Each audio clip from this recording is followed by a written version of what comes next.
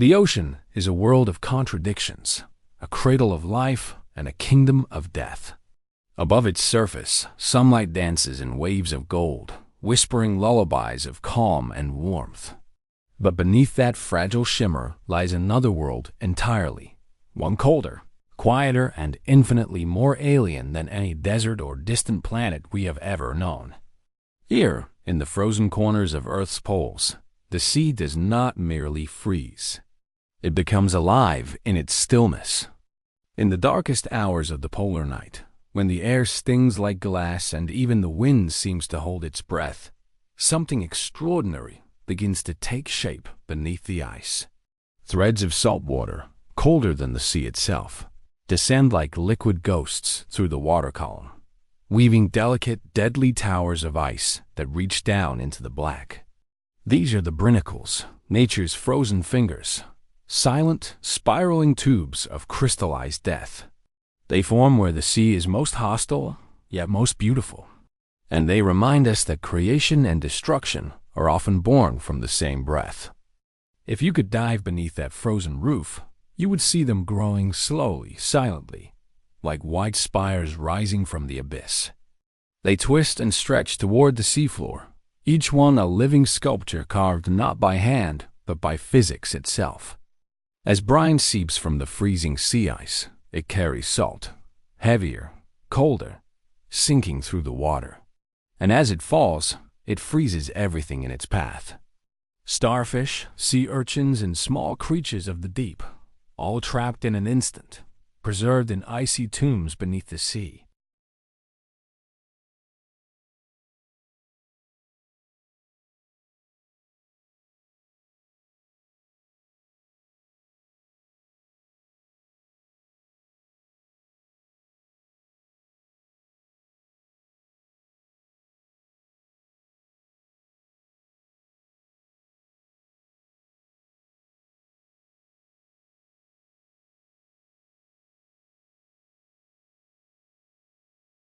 Before we begin, take a moment to like this video, share it with those who chase wonder, and subscribe, because what you're about to see is not fiction.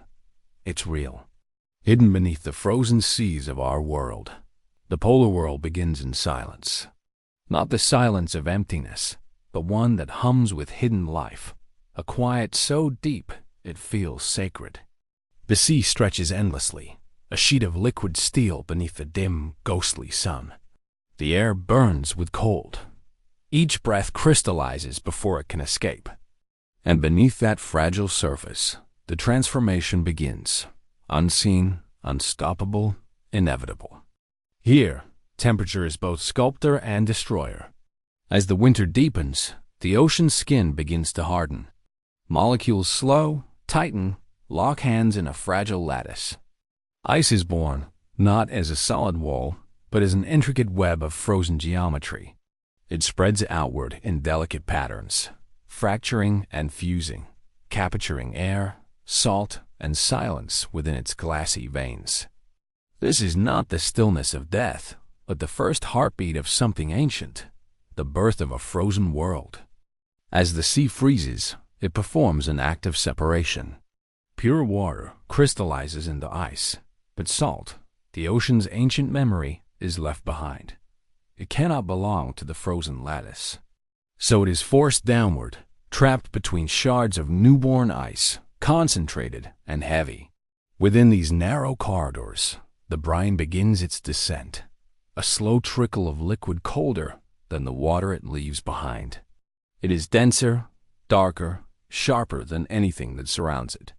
It is the sea's secret blood, slipping through microscopic veins like tears beneath glass. From above, the ice looks solid, a white desert, unmoving. But within, it is alive with motion.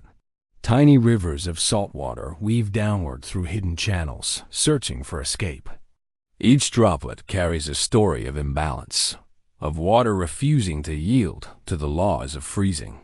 The brine knows it must fall, because the ocean below calls it home. And so it descends, dragging cold with it, whispering frost into the deep. The physics of this transformation are brutal and beautiful. As seawater cools below its freezing point, it rejects the salt, casting it aside in a desperate bid for purity. The more it freezes, the saltier and colder the remaining water becomes. It is a perfect paradox, freezing that gives birth to liquid more hostile than ice itself. The brine, now heavier than the sea, sinks like a thread of silver mercury, twisting through the black water. In this fragile moment, the balance of the polar sea is rewritten. The surface locks in stillness, but below, movement thrives, invisible, delicate, and deadly. The ocean beneath the ice becomes layered in temperature and density, each stratum a record of change. The brine continues to flow, colder than any current that has ever existed. It does not drift aimlessly. It carves a path, guided by gravity and the laws of salt. If you could shrink yourself small enough to enter one of these veins, you would see a world of frozen corridors glowing with faint blue light. The walls shimmer with trapped air bubbles, ancient as time itself. Crystals form along the edges, tiny hexagonal spears that glisten like glass blades. And through this labyrinth moves the brine, silent, patient, unstoppable. Every drop of it is a messenger of the cold, an agent of transformation. Scientists who have watched this process call it a brine network, but to witness it is to feel something more, as though the ocean itself is dreaming, reshaping its own body in the language of physics and art. Each filament of salt water is a painter's stroke, delicate yet deadly. Each freezing edge is a frontier between two worlds, liquid and solid, chaos and order, warmth and oblivion. Eventually, the brine finds an exit, a fracture in the underside of the ice. And there, it begins to fall freely into the sea below. A drop becomes a thread becomes a stream. And slowly, that stream thickens, spiraling downward like smoke made of ice. It does not disperse. Instead, it builds. Layer by layer, it freezes the water around it, sculpting a hollow tube of crystal, the first breath of what will become a Brinicle. Above it, the ice continues to expand, sealing the sea from the sky. Below it, this newborn tower of freezing brine grows downward into the black, untouched world. In that cold cathedral, the first frozen pillar begins to take form. Delicate, lethal, alive. The birth of the frozen sea is complete. Yet in truth, this is only the beginning. The first movement of a symphony written in salt and silence. The sea beneath the ice is a paradox of motion and stillness. At first glance, it seems dead, a black mirror reflecting nothing, disturbed by no wave, no light, no sound. Yet beneath that quiet skin, an empire is being built. The frozen ceiling above traps not only heat and air, but the slow machinery of creation itself. Every molecule of brine that slips downward changes the world around it, layer by layer, degree by degree. Time, here, moves differently. A single minute can stretch into an hour. An hour can pass without any visible change. Yet the transformation continues, patient, inevitable. The water grows colder, denser, more alien. And with every heartbeat of the planet, the brine deepens its reach, descending further into the abyss like a whisper from another world. If one could listen closely enough, perhaps the ice would speak. Its voice would not be loud or human, but slow, the language of expansion and fracture, of pressure and release. It would tell a story that began long before us, when Earth first learned to freeze. Each layer of ice records this history, etching the tale of centuries within its crystalline memory. Tiny bubbles, trapped inside, hold fragments of ancient air, breaths of forgotten winters, the ghosts of climates long vanished.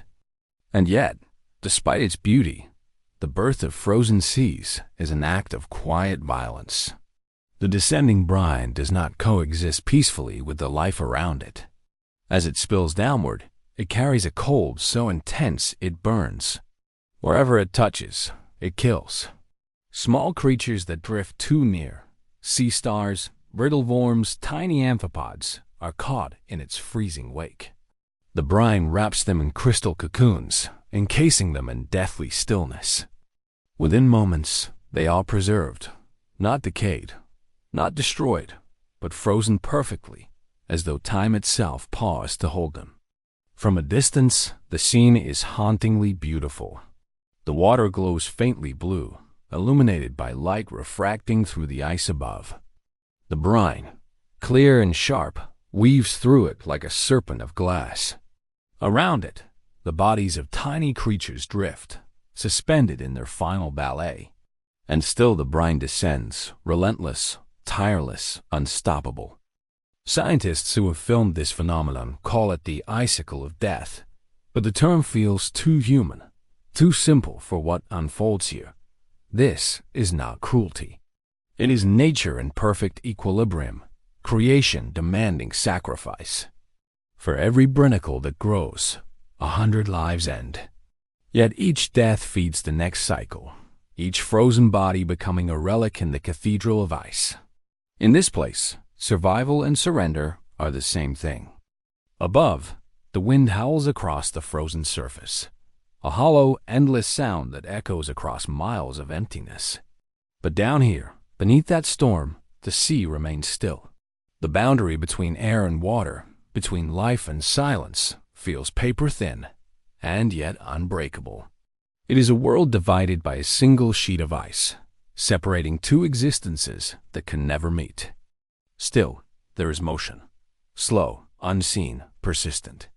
The brine continues its fall, guided by gravity and shaped by temperature.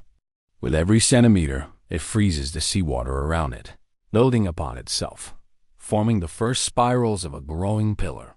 From the upper ice, delicate filigree patterns extend downward like veins of frost spreading across glass. Each branch mirrors another, repeating the same geometry nature has followed since the dawn of freezing. This frozen descent is more than a process. It is a ritual, a ceremony enacted in absolute darkness, where light cannot witness and warmth cannot intervene. The ocean, in this moment, becomes a sculptor, its tools invisible, its creations eternal. The brinicle forms not in haste, but in reverence.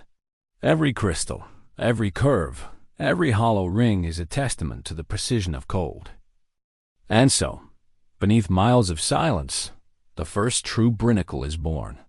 A hollow tube of ice, descending like a dagger from the belly of the frozen sea. It glows faintly from within, the light of distant ice refracted through salt and shadow. Around it, the sea remains still, watching, waiting as this frozen tower extends its reach. The birth of a brinicle is more than a spectacle of nature. It is a reminder that even in the most lifeless corners of our world, beauty thrives.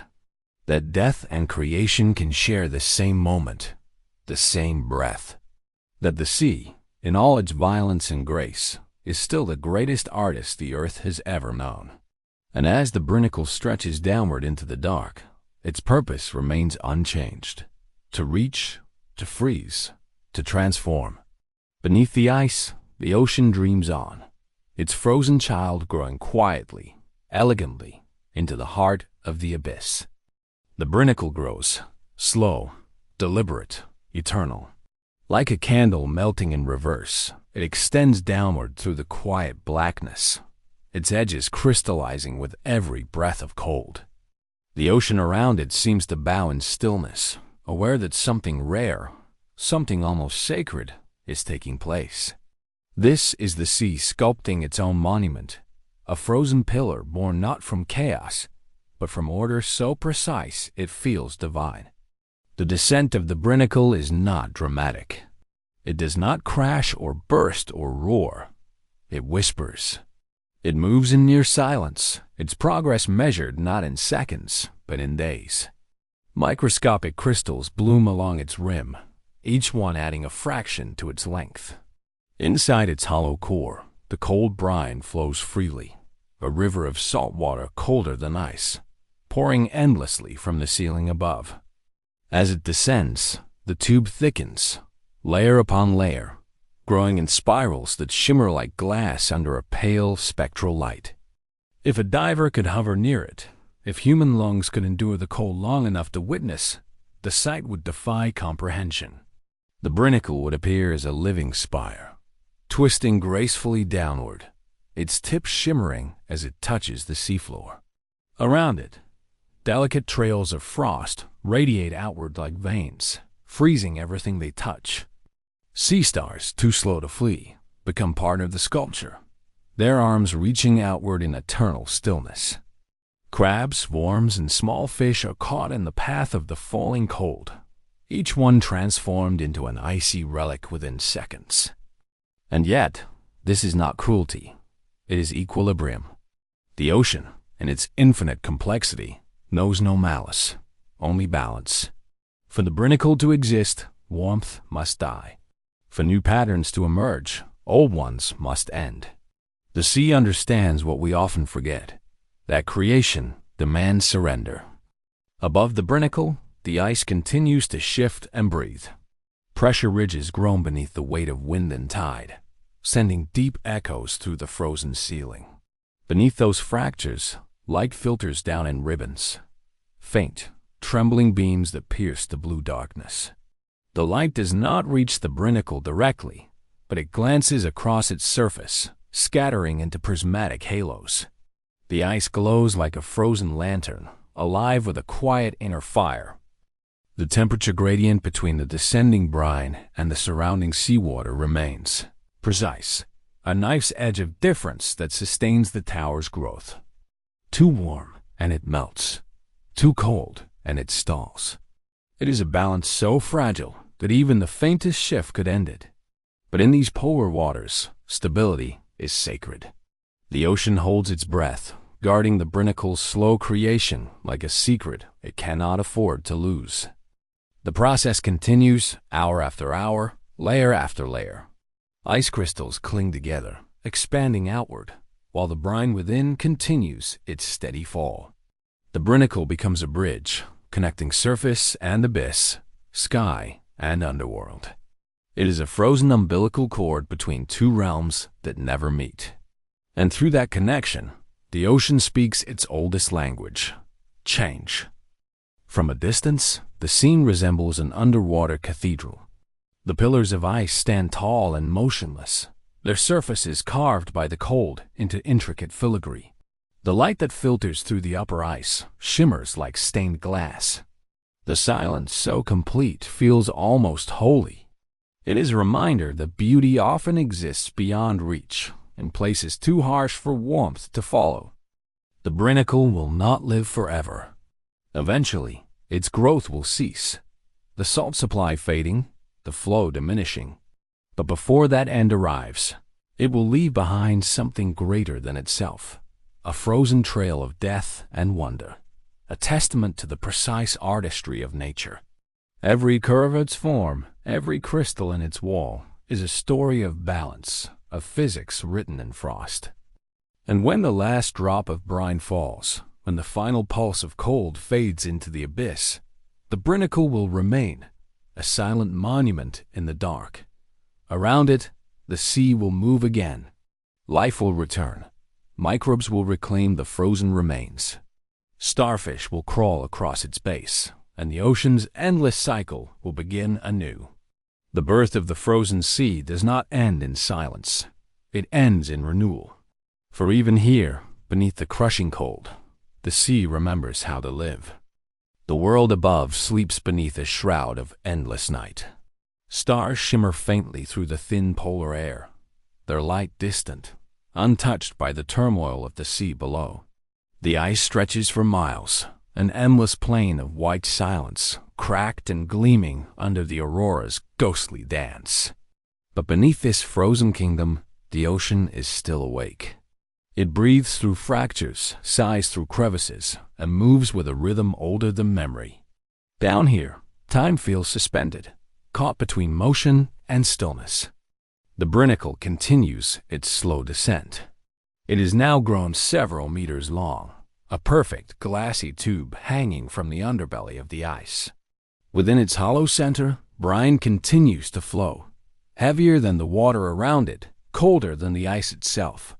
Each drop that falls carries the power to freeze life, to sculpt death, to create something both terrible and beautiful. It is the ocean's frozen heartbeat, pulsing in rhythm with the cold. Around it, the seafloor begins to glisten with frost. The Brinicles' tip has reached the bottom, and now its influence spreads outward. Thin sheets of ice snake across the sand, twisting in patterns of pale white veins. Anything in their path is claimed. Brittle stars, small fish, sea urchins, each caught in a sudden flash of stillness. Their movements cease mid-motion, their colors fading beneath the veil of frost. It is a dance interrupted, a moment captured forever. From a distance, the scene could be mistaken for a painting. The soft blue glow from above filters through the Brinicles' body, casting ripples of light that shimmer across the frozen seafloor. The bodies of the trapped creatures glint faintly, each one encased in transparent ice, not grotesque, but eerily peaceful. Here, even death has elegance. Scientists have only rarely captured this phenomenon on camera. It is too fleeting, too remote, too precise to predict. And yet, when the lens finds it, when the cold light of a camera captures the Brinicles' spiral descent, the world above gasps in disbelief. How could something so alien, so ethereal, exist on our own planet? The Brinicle appears like a structure from another world, an icy tower descending through liquid space, sculpted by nothing more than the physics of salt and cold. But beneath its beauty lies a truth, that the ocean is not passive. It is an architect of endless complexity, designing wonders through the language of chemistry. The Brinicle is proof of that design, a perfect balance of temperature, density, and time. It reveals how fragile equilibrium can be, how one drop of salt water can alter the structure of an entire sea. If you listen closely, there's a sound beneath the silence. The faint creak of ice expanding, the murmur of distant currents pushing against the frozen walls. The sea speaks softly here, in tones only the patient can hear. It tells of change, of cycles repeating endlessly, freezing and thawing, growth and decay, creation and surrender. The Brinicle is but one chapter in that endless story, a single verse in the ocean's hymn to itself. And when the brine finally runs dry, when the flow from above begins to slow, the Brinicle stops its descent. It lingers in the still water, its purpose complete. Slowly, it becomes part of the landscape it helped shape, another monument in a kingdom of ice. The water around it warms slightly, and cracks begin to form in its hollow core. Tiny fragments of ice break away, drifting upward like pale ghosts returning to the surface.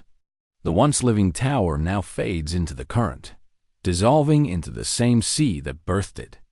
Yet the memory of its existence remains, written in the structure of the ice above, echoed in the patterns of salt and frost below.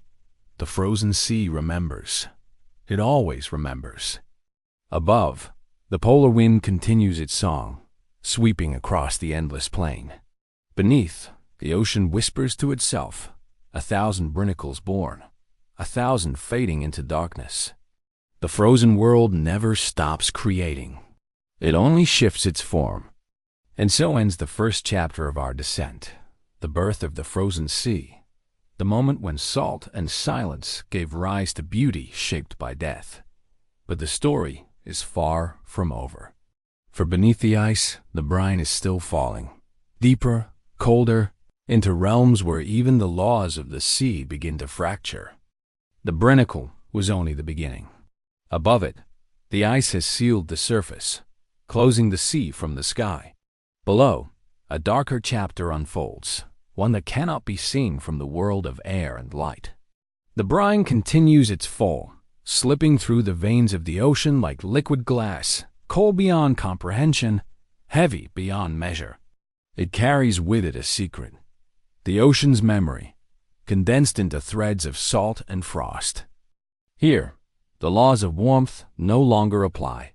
The water grows denser, colder, quieter. The faint light that once filtered through the ice fades into indigo, then black. Pressure builds, pressing against every inch of existence. The sound of the surface, the groan of ice, the whisper of wind vanishes completely. What remains is silence so absolute it feels alive, a living void that listens. In that silence, the brine descends, thin, twisting ribbons of cold weaving through the sea. Each strand glows faintly, illuminated by the ghostly bioluminescence of life that endures even here. Tiny creatures drift near it, unaware of the danger that moves beside them. The brine is not water as we know it. It is heavier, sharper, a blade of cold carving through the deep. As it sinks, it displaces the surrounding water, pushing it aside with imperceptible force. The descent is slow, yet unstoppable, like gravity itself finding its perfect form. This is the unseen heartbeat of the polar ocean. The brine channels carry salt to the depths, where it will mingle with ancient layers of water, layers that have not seen the surface for centuries. Each descent reshapes the chemistry of the sea, redrawing invisible boundaries of temperature and density. The result is a stratified world, cold atop cold, each layer a relic of winters past. The ocean, vast as it is, remembers everything that falls into it. If you could follow one stream of brine as it falls, you would witness a miracle of movement. The stream narrows as it sinks, confined by the pressure of its own weight. It spirals downward in elegant coils, like smoke, curling through still air. The surrounding water freezes along its edges, forming delicate lattice that glitter faintly in the dim light. The deeper it goes, the darker and more serene the world becomes, a descent not just through space, but through time itself.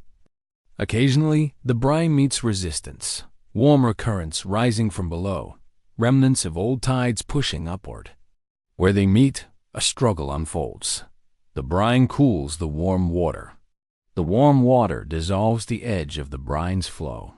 A balance is struck, fleeting and fragile, before the brine continues downward again, carving a path through invisible borders. Each battle leaves behind a trace, frozen fragments, shimmering eddies of salt that drift like snow through the abyss. There is no direction here, no up or down, only the slow surrender to gravity. The sea feels infinite, yet claustrophobic, a boundless darkness pressed into stillness by the weight of its own cold. And yet, in that void, beauty persists. Tiny points of light flicker in the dark, plankton glowing with electric blues, jellyfish pulsing with soft crimson hues. Their faint illumination outlines the brine's descent, turning the invisible into a spectacle of light and death. Scientists call this process supercooling, where salt water descends below its freezing point without solidifying.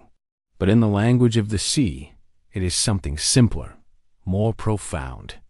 It is the breath of the planet, the slow exhale of its frozen lungs. The brine is not just chemistry. It is the ocean's way of remembering the cold, of keeping balance in a world forever tilting between freeze and thaw. Far above, the surface ice groans again, a reminder that somewhere, sunlight still exists. But down here, it is meaningless. The descent continues unbroken, perfect. The brine twists and falls like liquid crystal, a serpent of frost slithering into the deep. It has no consciousness, no mercy, no intent. And yet, it shapes the world as surely as any living force. In this darkness, the ocean does not sleep. It builds layer upon layer, silence upon silence, and the descent of the brine becomes its quiet song. The deeper the brine descends, the more the ocean transforms. What was once liquid light becomes liquid shadow. The world narrows into a blue-black labyrinth, filled with slow movements and the hum of invisible forces. The brine falls through it all, thin, silent, silver. It does not drift. It claims. Every inch it touches bends toward its will. It carves invisible corridors through the deep, channels of death so precise they could have been engineered by an ancient hand. Around it, life exists in fragile defiance. Tiny amphipods dart away, their translucent bodies flickering like sparks before vanishing into the dark. Gelatinous creatures hover in slow rhythm, their movements graceful but meaningless against the relentless descent. Even the microbes, the architects of the unseen world, alter their chemistry in its presence, secreting proteins that let them survive the kiss of brine. Each adaptation feels like a prayer whispered to the cold, a plea to exist 1 second longer in a place where survival is a question, not a right. The brine does not stop. It cannot. Gravity demands it continue, and so it does, curling, twisting, growing heavier as it absorbs salt from its surroundings. Each drop carries more density, more certainty, as if it is learning what it means to fall. With every meter, it claims more of the sea for itself. The descent is slow, but unstoppable, the language of inevitability written in cold. As it moves downward, the temperature gradient sharpens. The surrounding water grows less forgiving. The brine now falls through a realm of near-frozen stillness, where molecules themselves seem hesitant to move. Sound cannot travel cleanly here. It distorts, bending under pressure. Even light, faint and fractured, bends into strange shapes, scattering off invisible ice crystals that shimmer like falling dust. The effect is hypnotic, a snowfall in reverse, descending into infinity. And then, for a moment, there is resistance. The brine meets a barrier, a thermocline, a boundary between layers of water that have never touched. It hovers there, caught between two densities, like a thought suspended in silence. But the balance cannot hold. The brine begins to spiral, curling around itself, twisting tighter and tighter until the barrier breaks. When it finally pierces through, a halo of frozen crystals blooms outward, expanding like a slow-motion explosion of glass. The ocean absorbs the impact without sound, and the descent resumes deeper, quieter, colder. In these depths, the sea feels eternal. No current disturbs the silence. No warmth intrudes. Only the slow migration of salt, descending through time. The brine becomes a thread stitching layers of the ocean together, a connection between the world above and the black realm below. And as it falls, it carries information, a chemical message written in density and temperature, reshaping the deep in subtle ways. What we see as beauty, the ocean experiences as balance. The brine's descent feeds global currents, driving vast systems that circle the planet. It may fall here, in a frozen corner of the Antarctic night, but its effect reaches oceans thousands of miles away. The sea remembers every drop, storing it within deep water masses that circulate for centuries. The descent of a single brine stream today may influence the climate of tomorrow, a quiet cause with a planetary consequence. There's poetry in that. The idea that something born from stillness, from the rejection of warmth, could move the pulse of an entire world. That a thread of freezing salt, invisible to nearly all eyes, could become the unseen architect of climate, of weather, of time itself. Yet the brine knows nothing of its power. It continues downward, cold and pure, obeying no will but physics. The ocean accepts it, reshaping, responding, remembering. And as the brine reaches deeper into the abyss, the world above fades further away. There is no light now, only pressure and shadow. The descent continues. The brine becomes indistinguishable from the dark water it falls through. Its edges blur, its presence softens. Soon, it will meet the ancient layers below, waters untouched since before civilization began. There, its journey will end. But the story it carries, of salt, of cold, of creation, will ripple outward forever. For now, though, the brine still falls. Slow, graceful, unstoppable. And in its descent, the ocean becomes a memory. Cold, vast, eternal. As the brine nears the ocean floor, something begins to change. The descent that once felt like motion now feels like intent. The currents around it slow, the density of the water thickens, and the brine, though silent, begins to sculpt the world it touches.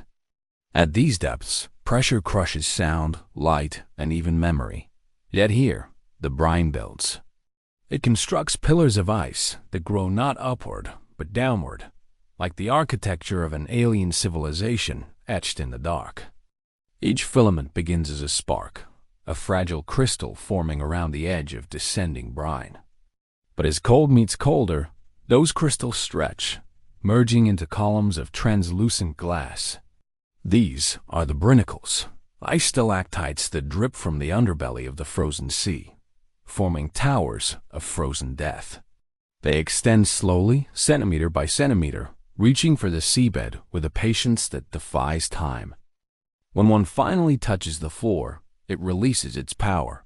The contact is delicate, but the effect is absolute.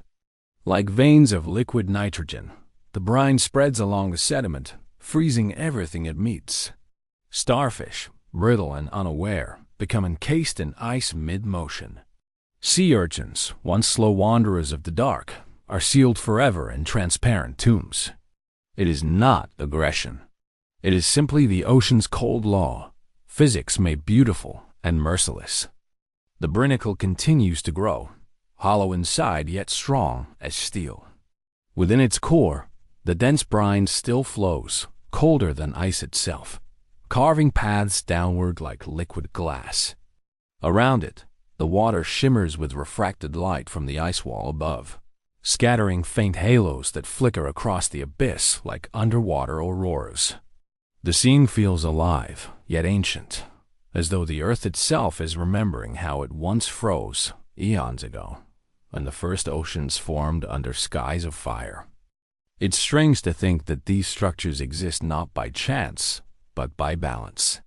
Each one is born from a precise equilibrium: salt, temperature, density, gravity, all meeting in a fragile perfection. A single change, a minor rise in warmth, and the tower would collapse. But here, in the untouched polar silence, conditions hold. The brine continues its work, sculpting cathedrals of ice beneath the frozen ceiling of the world. Marine biologists who have captured this moment describe it as hauntingly slow. Cameras record the birth of these frozen towers over hours, sometimes days, watching as nature builds monuments no human hand could ever craft. There's something profoundly humbling in that. The realization that even in the absence of life, the planet still creates.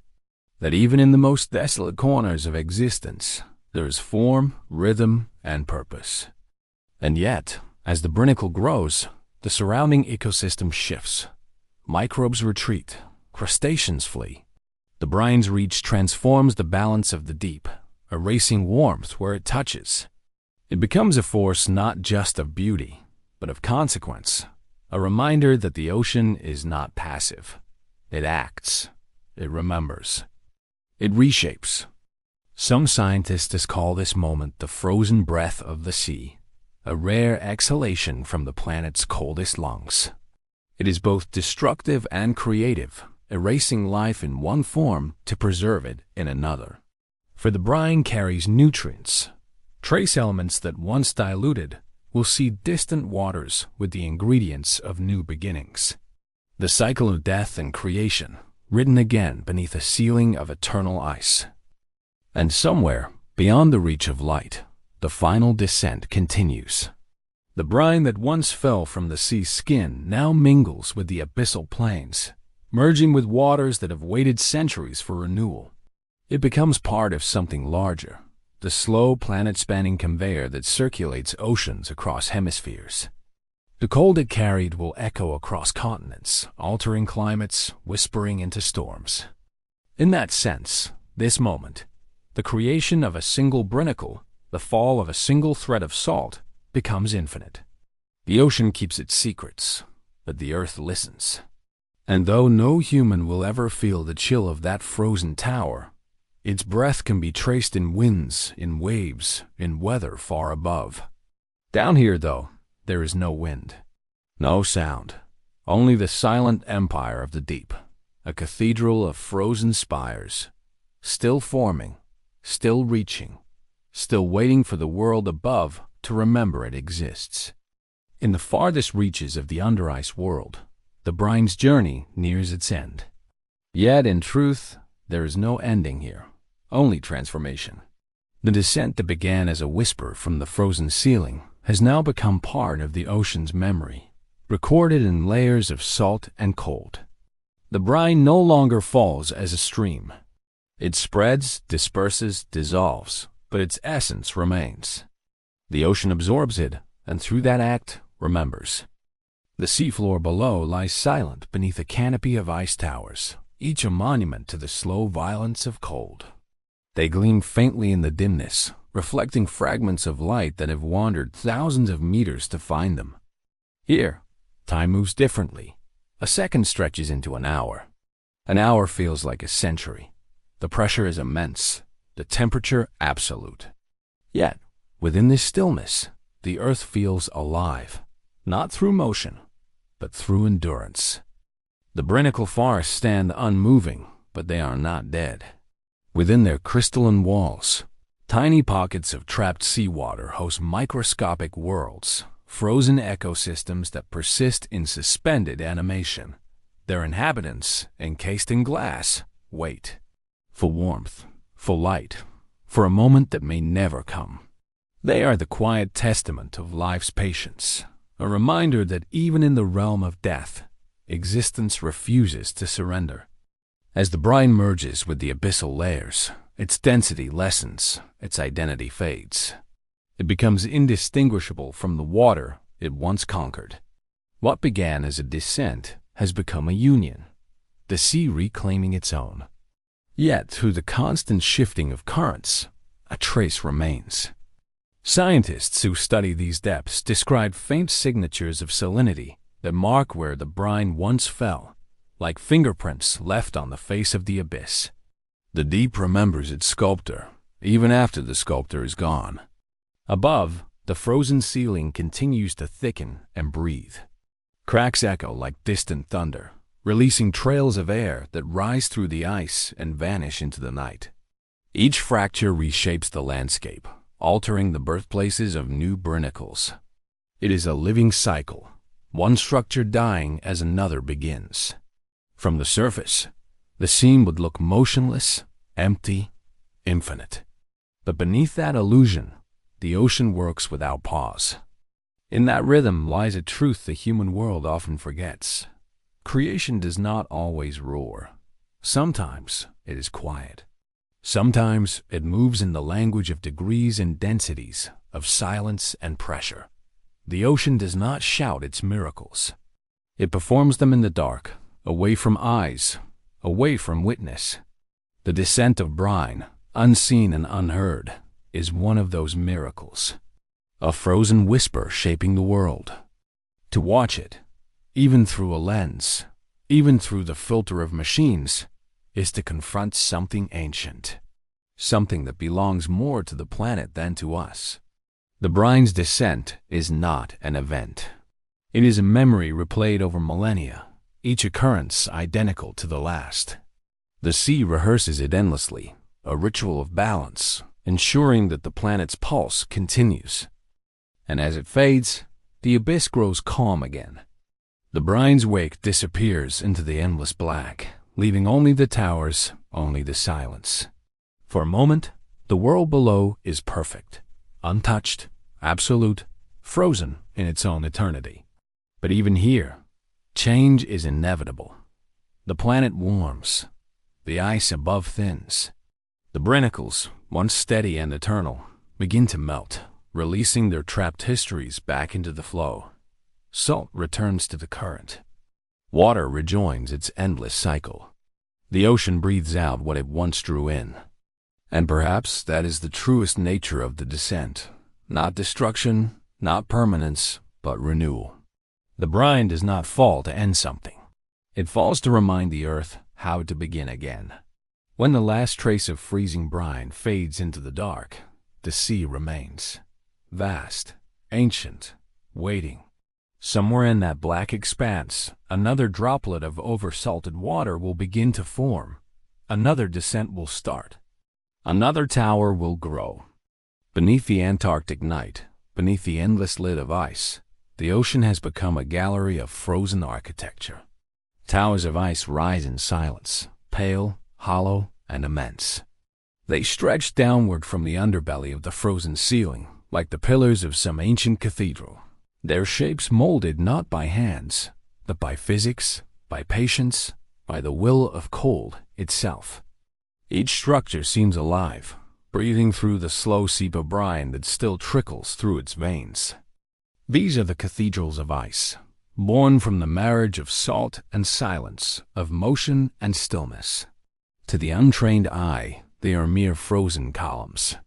But to those who study them, to those who have seen their alien grace through the eyes of submersibles and cameras, they are nothing short of miracles. Each Brinicle is unique, shaped by minute differences in current, temperature, and salinity. Some twist like braids of glass. Others form smooth, perfect spires that descend like icicles from a ceiling of frozen light. The world inside these cathedrals is unlike any other on Earth.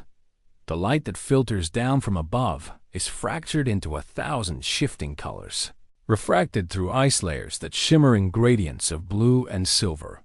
Shadows bend and scatter in strange geometries, painting the seafloor in ghostly mosaics.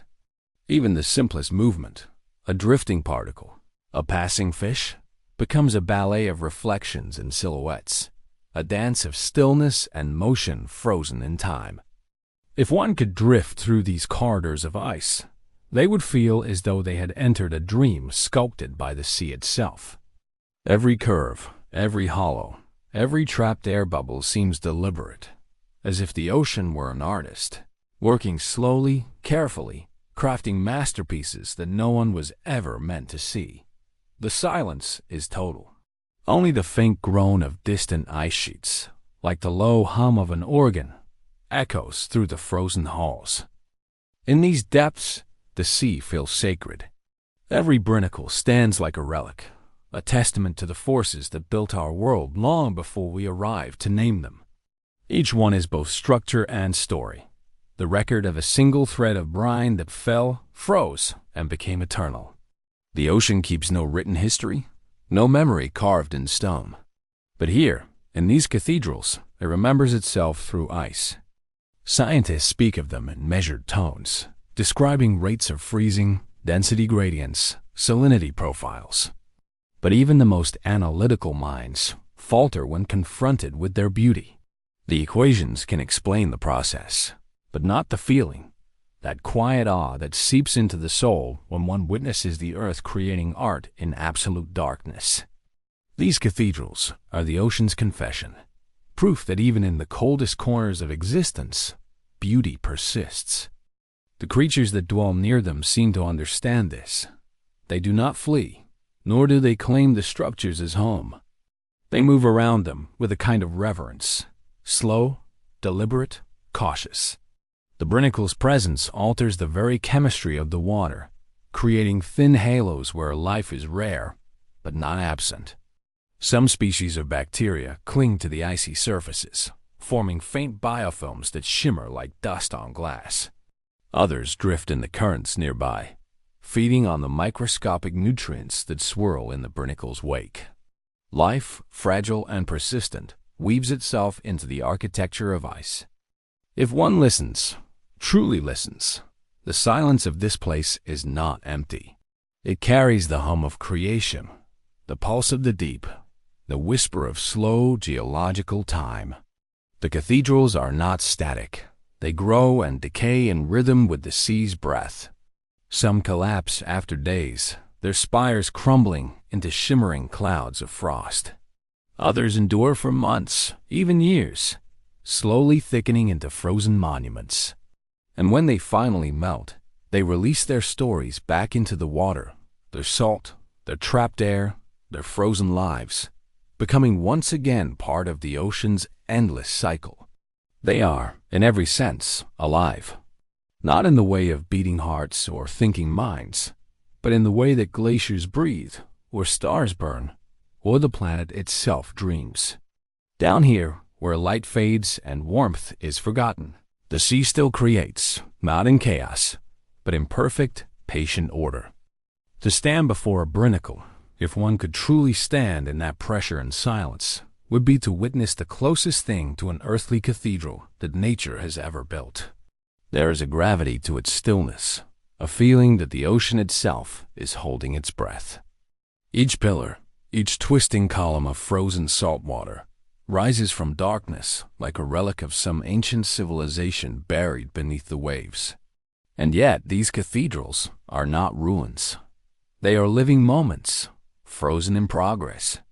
Every inch of their surface bears the signature of time passing, slow, deliberate, eternal. They remind us that creation does not always roar like fire or move like storms. Sometimes it drips and solidifies in silence. From a distance, the Brinicle forests seem to form an entire city beneath the ice.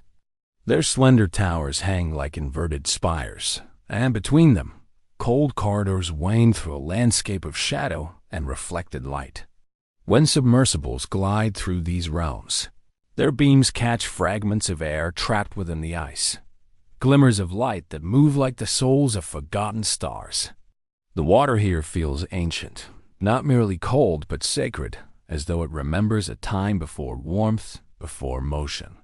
The cathedrals hum softly with pressure, with the slow expansion of frozen salt pushing against the sea's skin. And in that deep hum lies the quiet sound of the planet thinking. Scientists have tried to measure these structures, to define their geometry, their growth, their chemistry. But in doing so, they often find themselves describing something that transcends measurement. The Brinicles defy scale.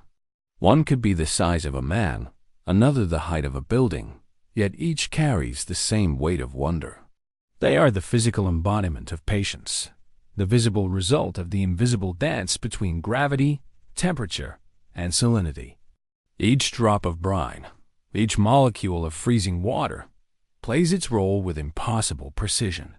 It is a kind of orchestration that no human composer could ever replicate. If we look closely, these cathedrals echo the architecture of life itself. The patterns that form along their surfaces resemble the growth rings of trees, the branching of blood vessels, the crystalline lattice of snowflakes. Nature repeats itself endlessly, from the microscopic to the cosmic, and the Brinicle is another verse in that eternal pattern. It is the sea's own fingerprint, drawn in ice. And perhaps that is why we find them so beautiful. Beneath the science, beneath the data, there is recognition, the sense that something deep within us understands this rhythm, because it is the same rhythm that built us. Yet there is a fragility in this perfection. The same balance that allows these cathedrals to grow also makes them impermanent. A slight shift in current, a whisper of warmth, and the entire structure can dissolve. The walls, once hard as crystal, soften into mist and drift away.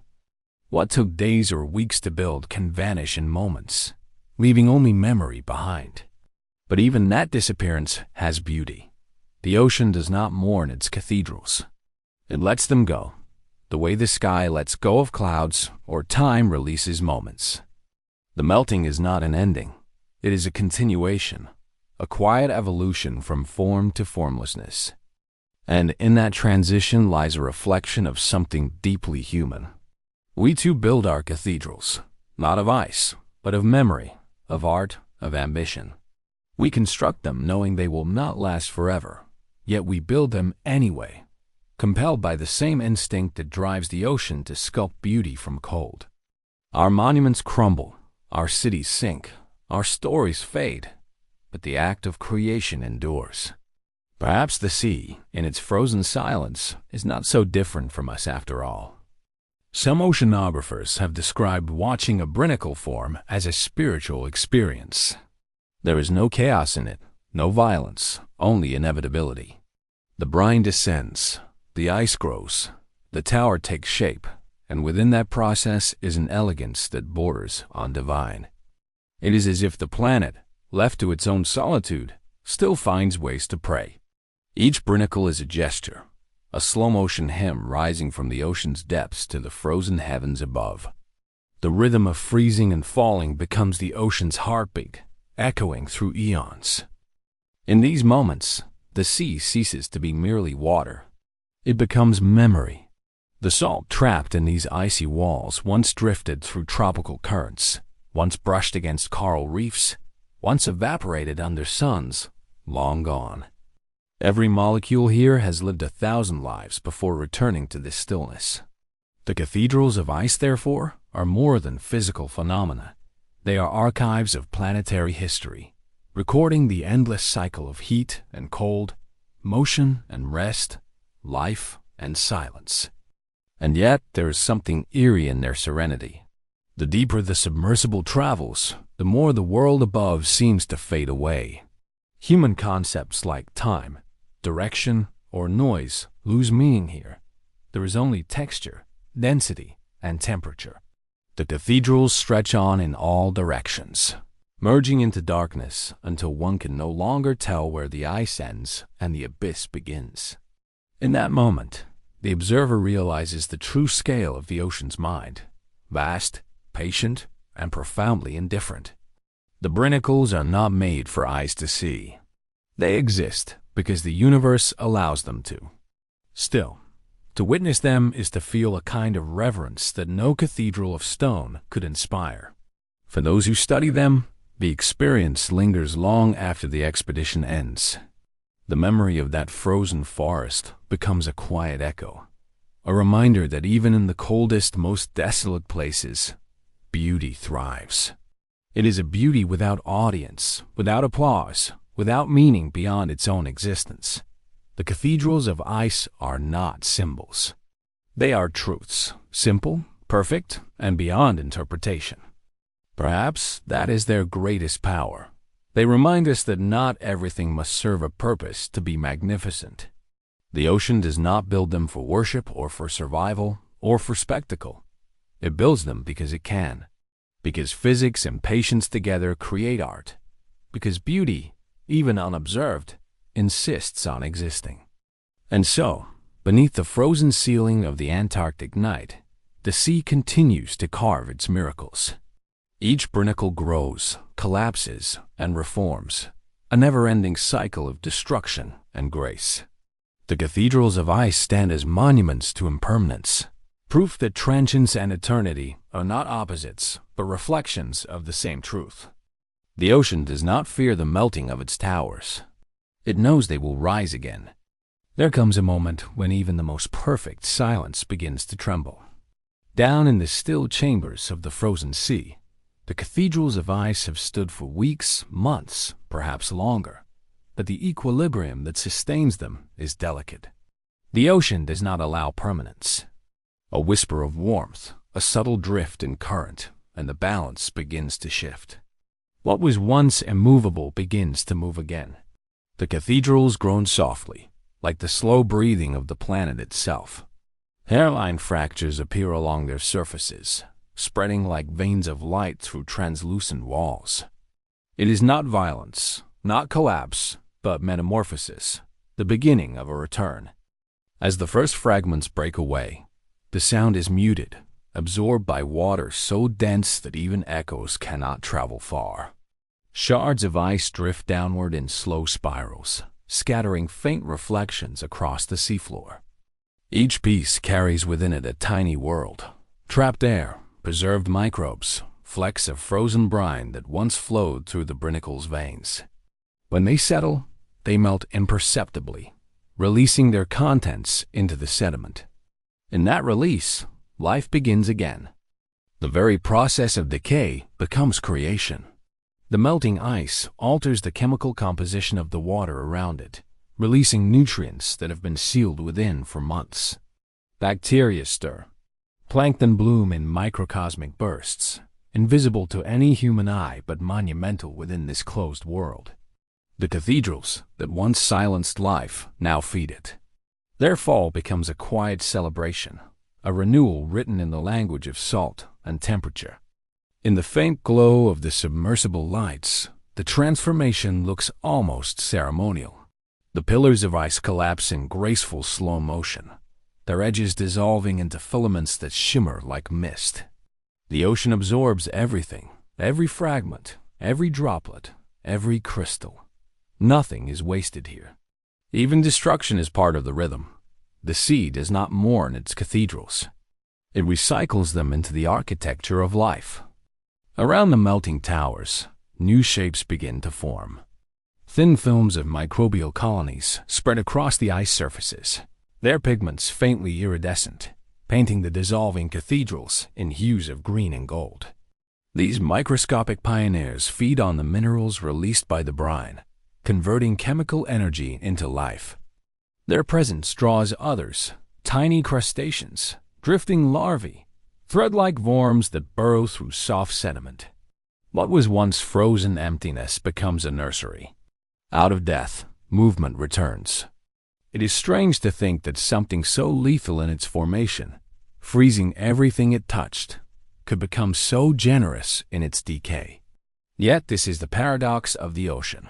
It destroys to sustain. It takes to give. The same force that builds these frozen cathedrals also ensures their eventual collapse, and in that cycle lies a wisdom far older than life itself. The sea knows balance. It never keeps what it cannot return.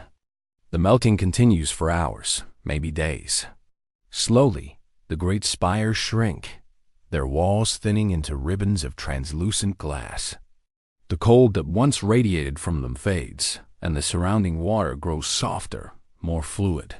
Where once the brine ruled with precision, now currents meander freely, carrying nutrients outward into the greater ocean. The deep begins to stir. The stillness that defined this realm gives way to motion, and motion brings life. At the edge of the collapsing field, a small school of fish drifts near the ice remains. Their movements are careful, uncertain, as though aware of the boundary between death and renewal. They weave between fragments of melting crystal, their bodies catching flashes of reflected light. For a moment, they look like living sparks, the ocean's first response to its own transformation. Above them, the frozen ceiling continues to shift. Cracks widen, distant echoes ripple through the water. The sea breathes, inhaling and exhaling through the fractures of its own skin. More brine begins to form near the cracks, a new generation of freezing streams preparing to descend. The cycle is relentless. The cathedrals fall so that new ones can rise. And yet, as the last towers dissolve, a sense of reverence lingers in the deep. The seafloor, once cast in pale blue light, now darkens again. The debris of the fallen cathedrals settles like snow, a thin layer of mineral-rich sediment that will nourish the seabed for years to come. The ocean has consumed its own creation and turned it into foundation. Even in destruction, there is order. Even in silence, purpose. The cameras that capture this process record more than data. They record emotion. To watch the cathedrals collapse is to witness the beauty of impermanence. Every fragment that drifts away feels like a reminder that nothing, not even the most magnificent creation, escapes the pull of time. The ocean teaches this lesson without words, through movement and stillness, through loss that feels more like transformation than grief. It is easy to see the Brinicles as metaphors, towers of fragility, symbols of the transient nature of all things. But perhaps they are more literal than we imagine. They are simply what happens when the universe is allowed to express itself without interference. Salt, water, gravity, and cold. Those are its tools. The cathedrals are its art. Their rise and fall are as natural as tides, as inevitable as dawn. To find meaning in them is a human need, but to the ocean, meaning is irrelevant. The act of creation is enough. Still, as the last shimmer fades, it's hard not to feel awe. The sea has dismantled its own masterpiece, yet the aftermath is not emptiness, it is renewal. The cathedrals of ice may be gone, but their spirit endures, not as frozen towers, but as movement, as current, as life reborn. In the deep, the ocean never stops building. It simply changes its form. The cathedrals are gone, but their breath remains, dissolved in the water, carried across the world in the slow circulation of the sea. Long after they have vanished, their influence endures, echoing in waves, in storms, in seasons. Every droplet that once formed their walls may one day rise again, perhaps as vapor, perhaps as rain, perhaps as another cathedral waiting to be born. Long after the cathedrals fall, their story does not end. The sea carries every trace of their existence, every crystal, every molecule of salt, every drop of brine, through its endless circulatory system. In the slow churn of the deep, these remnants begin their journey outward, rising through the cold layers of the ocean like the fading echo of a hymn. What once stood motionless and silent now becomes motion itself. The frozen has turned into flow. Thousands of miles away, the effects ripple across the globe. The nutrients once sealed in the frozen towers drift upward into sunlit waters, where they awaken chains of life. Phytoplankton bloom in great green waves, painting the surface of the sea with color visible from orbit. Tiny creatures feed on them. Fish feed on those creatures. Whales, birds, even distant shores. All are nourished by what began as the slow death of a brinicle deep in the dark. The cathedrals have dissolved, but their influence expands outward, invisible and absolute. In this way, the frozen sea speaks to the living world above it. Every winter storm, every shift in current, every pulse of oxygen in the ocean's veins carries the faint signature of those vanished towers. They were not accidents of cold, but expressions of equilibrium, the Earth's quiet way of releasing pressure, of balancing its extremes. Even their collapse was part of a greater purpose, to recycle what was bound, to renew what was fading. Scientists who study these formations speak of them as phenomena: brine channels, salinity gradients, convective flow. They measure temperatures, densities, rates of crystallization. But no data can capture the sacred rhythm beneath those numbers. What they record in figures and formulas is only the outer shell of something far older and far wiser, the language of the planet itself. A language spoken through freezing and thawing, through building and breaking, through silence that contains entire histories. Imagine the planet as a vast breathing organism, its oceans as lungs, inhaling and exhaling through cycles of temperature and motion. The Brinicles are like the alveoli of that system, microscopic structures compared to the scale of the world, yet essential to its respiration. Through their formation and collapse, the deep sea maintains its chemical balance, ensuring that oxygen continues to flow, that life remains possible. They are quiet engineers of equilibrium, their existence unseen yet indispensable. The collapse of a single cathedral beneath the polar ice may seem meaningless in the vastness of the ocean, but multiplied across centuries, across continents, their collective rhythm becomes planetary. They influence the density of water masses, the patterns of circulation, the migration of nutrients and heat. In their silence, they shape weather, climate, and even the breath we take. Each fall of ice beneath the poles is, in its own way, a turning of the planet's pulse. Far above the sea, the winds respond. Atmospheric currents shift as the deep ocean exhales its cool breath into the surface. This subtle exchange between water and air, between the unseen and the visible, is what drives the great machine of Earth's climate. The Brinicles, those narrow descending tubes of frozen saltwater, are the fine-tuned mechanisms through which this exchange begins. Without them, the ocean circulation would slow, its layers would stagnate, and life as we know it would falter.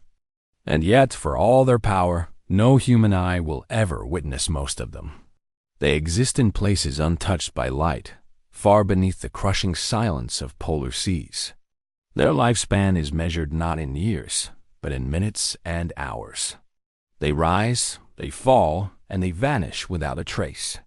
The ocean, like time, prefers anonymity. It creates wonders without seeking recognition, miracles without memory. But perhaps that is why they matter so deeply. Because they remind us that not all beauty needs to be seen to be real. The world is filled with hidden architectures, coral reefs that glow in moonlight no diver will ever see, forests of kelp that sway in currents beyond our reach, mountain ranges of stone buried beneath layers of sediment. The cathedrals of ice belong to this unseen kingdom, proof that nature's greatest art often exists in silence, unobserved, uncelebrated, and yet profoundly essential. As the last remnants of a fallen cathedral drift upward in the current, they pass through layers of water warmed by sunlight, carrying within them minerals and stories from the abyss. It's easy to imagine that they whisper as they rise, that in the subtle melting of their edges, in the dissolution of their form, there's something like a memory being released. The sea, in its infinite patience, listens and folds that memory back into itself. Above, the ice shelf groans. The polar wind moves across the frozen surface, dragging fine snow in long ribbons across the horizon. The cycle begins again. Deep below, new channels of brine begin to form, winding downward through cracks in the ice, searching for the deep where they will freeze once more. The next generation of cathedrals is already being born in secret. Nothing in this world truly ends. It only transforms. And so, the ocean continues its quiet ritual, freezing, melting, building, dissolving. The cathedrals of ice rise and fall like breaths, each one a reminder that even the most desolate corners of existence are alive with purpose. Beneath the cold and pressure, beneath the silence and the dark, life waits. It waits in the minerals, in the chemistry, in the shifting weight of the sea. It waits in the pattern that has no beginning and no end. If one could listen closely enough, perhaps the deep would speak, not in words, but in movements, not in sound, but in rhythm. It would tell us that creation is not a moment, it is a cycle, that the beauty of the world does not lie in permanence, but in the grace of transformation, that even ice, in its coldest form, is capable of generosity.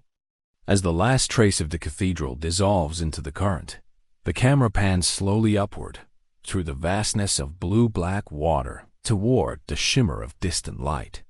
For a moment, it feels as if we are rising too, carried not by motion, but by realization, that somewhere in the endless cold, the planet's heart is still beating.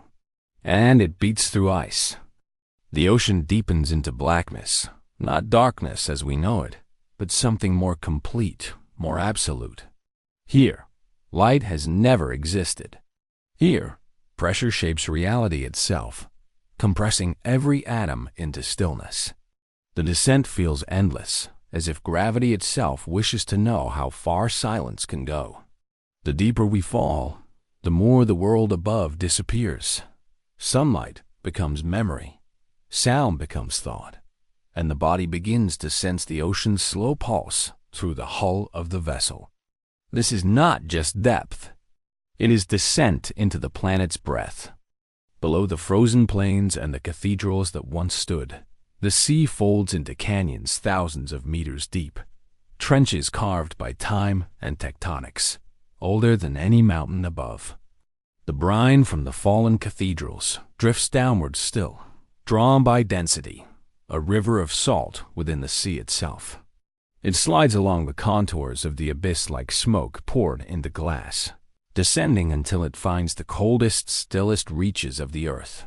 There, it pools and settles, creating lakes within the ocean, alien surfaces that shimmer under the faint light of submersible beams. The brine lakes look calm, but they are dense and lethal, layered with chemistry so concentrated that life can barely endure their touch.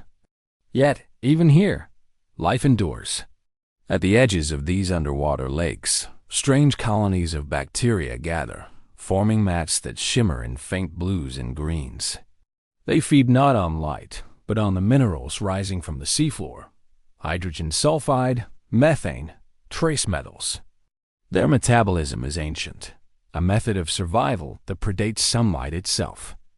The ocean's deepest breath flows through them, invisible but vital. In the stillness of the abyss, these organisms form the base of ecosystems as intricate as coral reefs. Though no coral grows here, the abyssal plains become cities of microbial light, silent and unrecorded. Their existence proof that life needs neither warmth nor light, only balance. The brine, heavy with salt and memory, moves with purpose. It sinks into fractures, fills depressions, and mixes with hydrothermal fluids seeping from vents along the seafloor. Where they meet, chemistry blooms. Minerals crystallize. Hydrogen and sulfur combine in bursts of invisible reaction. The water fizzes faintly, charged with invisible energy, the kind that powered Earth's first life billions of years ago. In this way, the fall of frozen brine becomes a return to origin. What began as ice in the polar silence ends as raw potential in the deepest dark. To drift here is to see the ocean stripped to its bones. No sound of waves, no drift of current. Only pressure, immense and patient, sculpting the unseen landscape. Mountains rise here, entire ranges of basalt and mineral, unseen by any eye until a camera's faint beam touches them for the first time. The seafloor is alive with texture, ripples of sediment shaped by currents slower than glaciers, canyons carved not by water, but by gravity itself. And through it all, the brine flows like a slow, deliberate ink, drawing invisible lines of connection between every layer of the sea. In this silence, the planet speaks through movement. The abyss breathes not in seconds or minutes, but in centuries. Each motion of water here represents the memory of storms long gone, of polar winters centuries past. The cold, dense water formed beneath the ice travels along the ocean floor, circulating through the world's basins, carrying oxygen, heat, and salt. This movement, this endless, imperceptible tide, is the ocean's respiration. Without it, the sea would stagnate, the world would suffocate. The abyss, in its silence, keeps the earth alive. Every molecule of brine that falls from the polar cathedrals becomes part of this cycle. It joins the global conveyor, the deep thermaline circulation, weaving through trenches, ridges, and plains, before slowly rising again at the equator or the edge of another continent. The process takes centuries. A single drop of polar water may not see the surface again for 1,000 years. And yet, its journey sustains everything.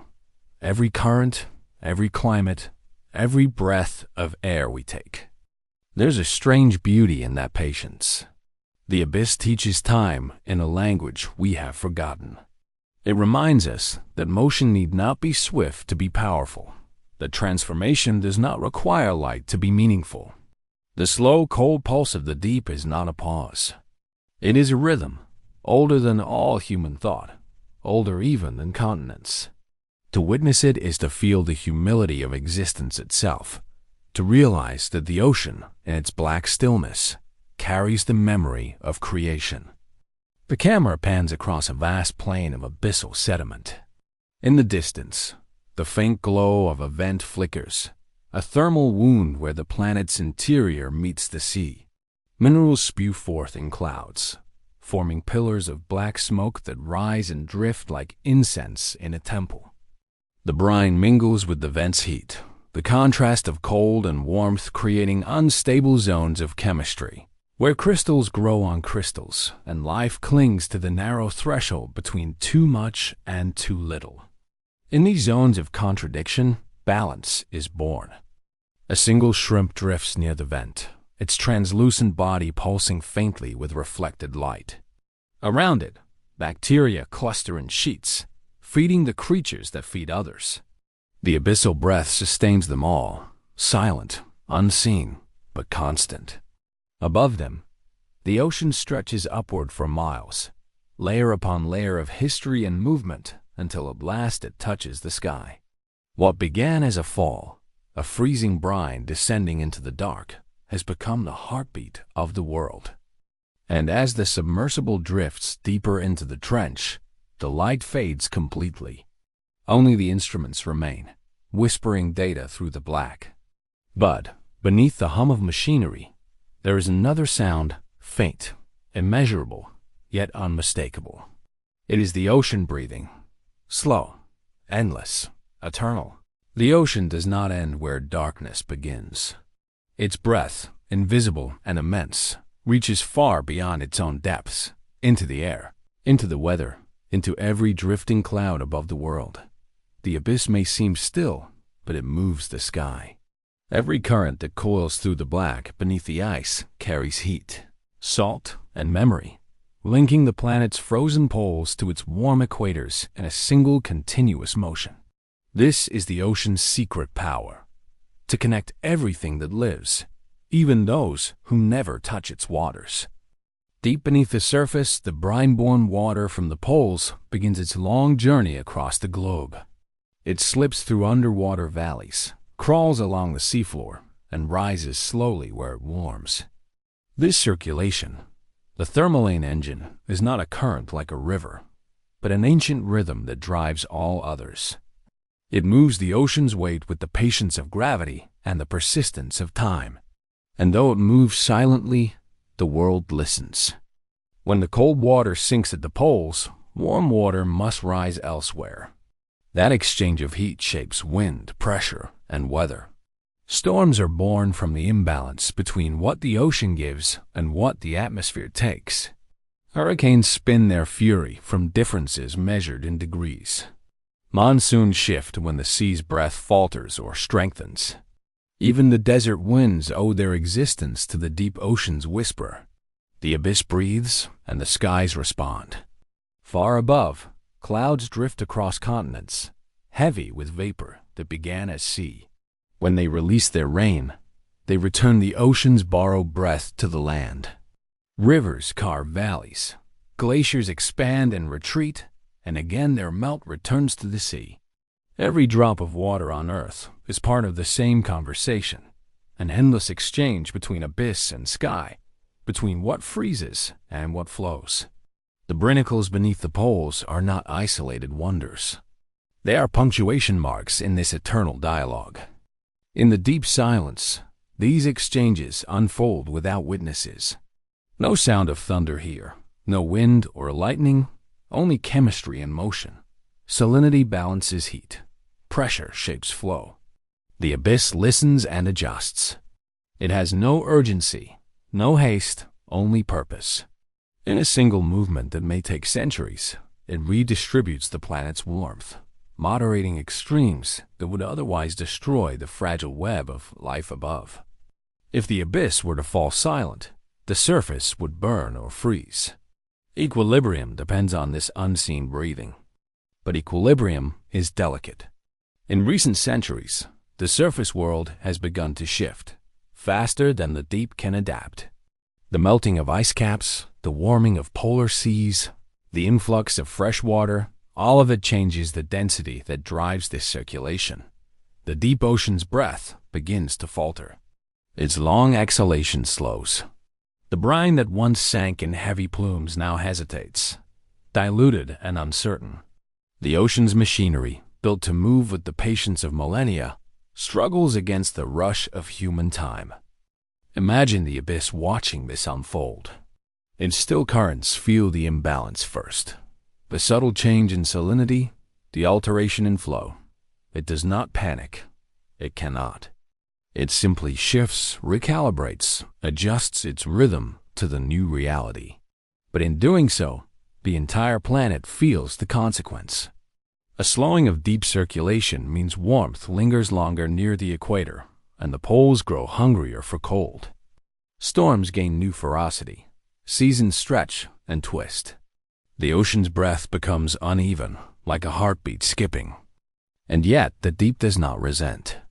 It has endured far greater shifts, ages of ice, ages of fire. It remembers supercontinents and barren skies.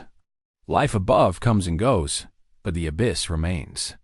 Even when the sea's surface boiled in ancient epics, the deep persisted, carrying its slow circulation beneath the chaos. It adapts not through resistance, but through patience. The abyssal breath always finds a new rhythm, no matter how the world above changes. Perhaps that is the lesson it offers us. The ocean does not rush.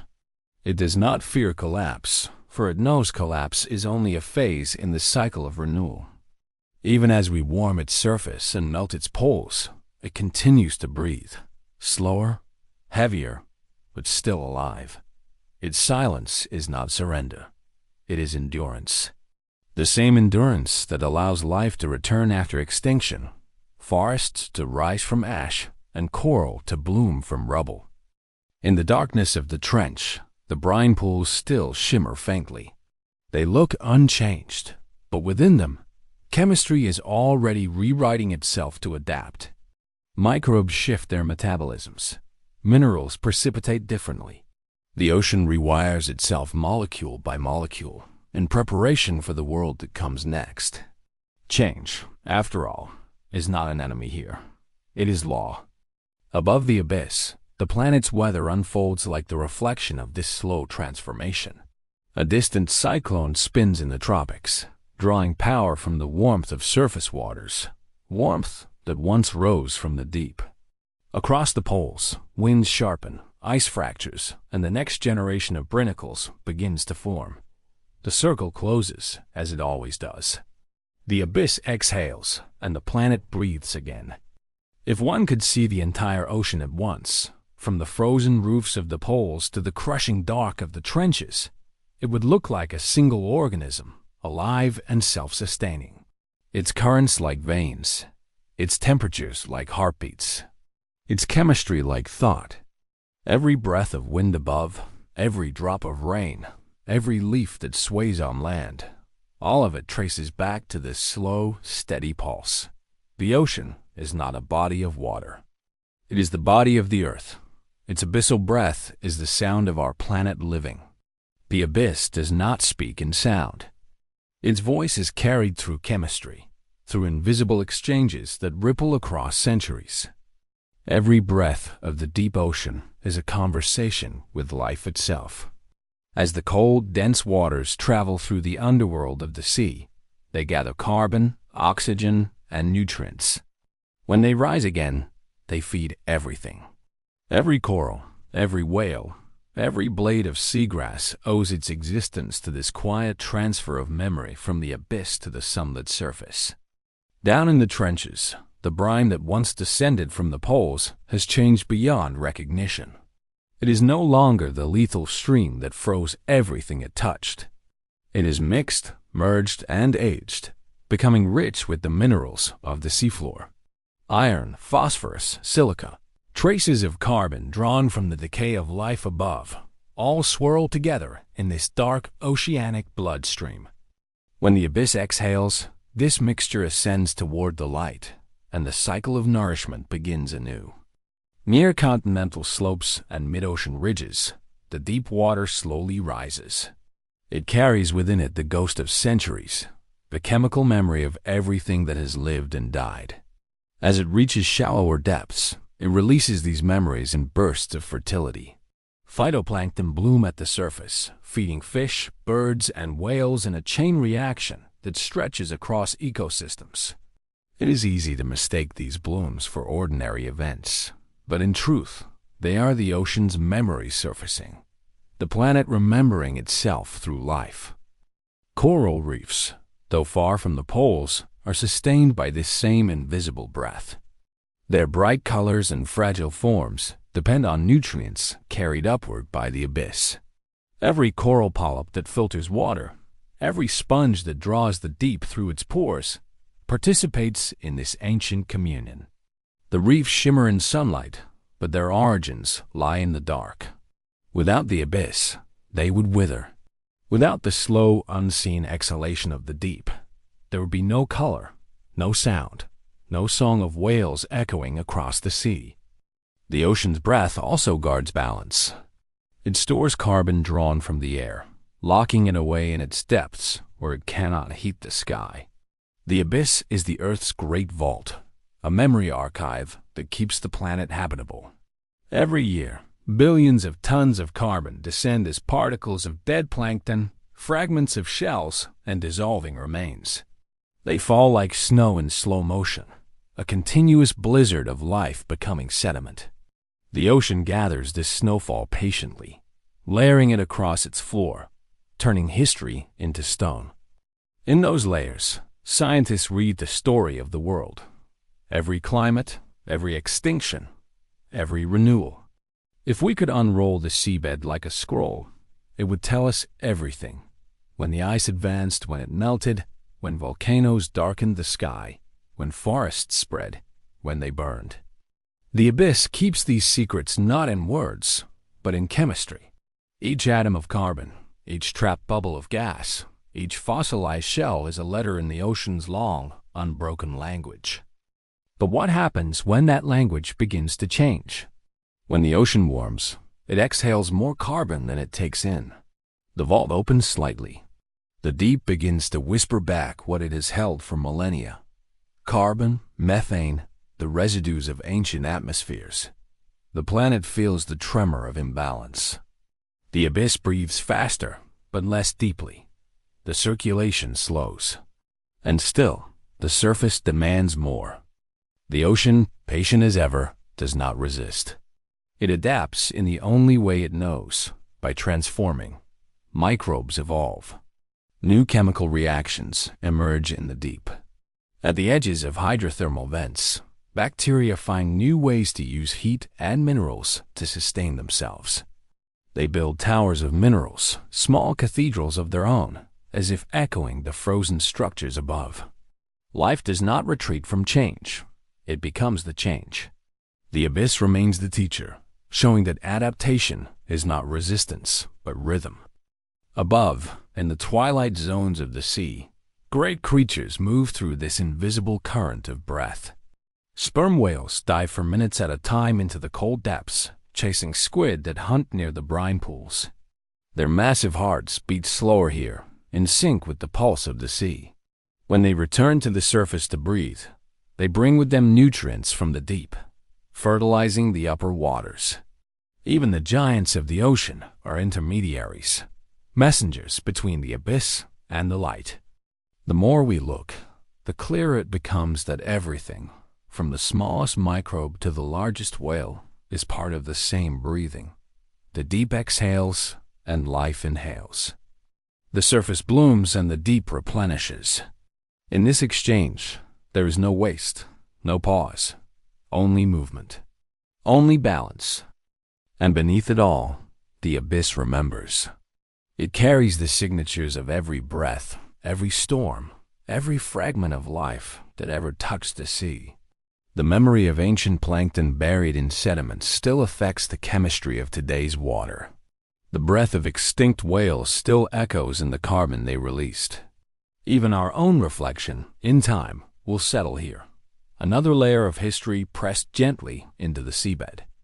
The abyss will keep it, as it keeps everything, without judgment or haste. For billions of years, it has been this way. The sea breathes, the planet lives, and time flows in cycles too vast for us to witness.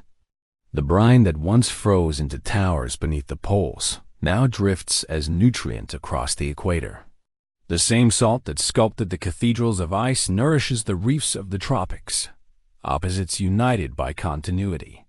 Cold becomes warmth, death becomes life, silence becomes motion. If there is a soul of the earth, it is here, in the abyssal breath.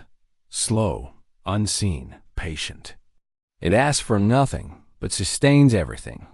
It holds the balance not through control, but through surrender, through constant exchange, through the understanding that everything which rises must one day fall, and everything that falls must one day rise again.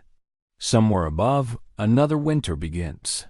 The poles freeze once more. New brine begins its descent. The ocean takes its next breath. The ocean has never forgotten. Even when continents shifted and mountains drowned beneath its waves, it remembered. Time, to the abyss, is not a line but a pulse, a rhythm that rises and falls like the slow beating of a planetary heart. Down here, Where sunlight is an ancient rumor, the past and future move as one. Every current is a memory returning. Every echo, a prophecy still unfolding. The deepest waters were born long before the first human breath.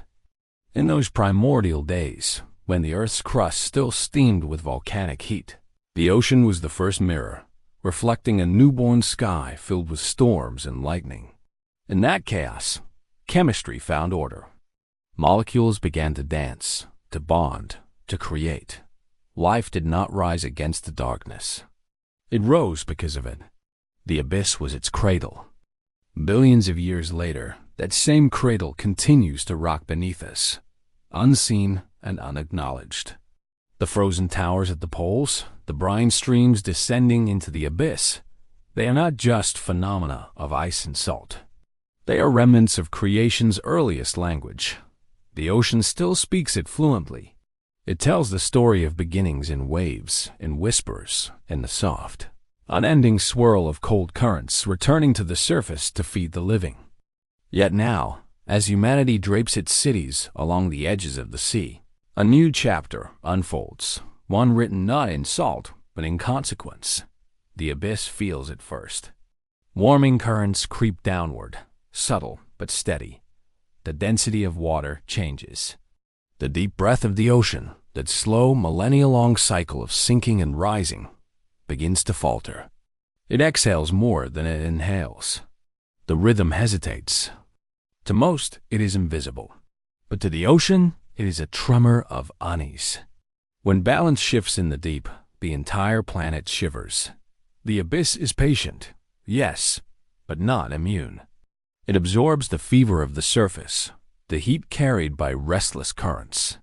The ice that once built cathedrals of brine now melts faster, releasing floods of fresh water that dilute the ocean's salinity.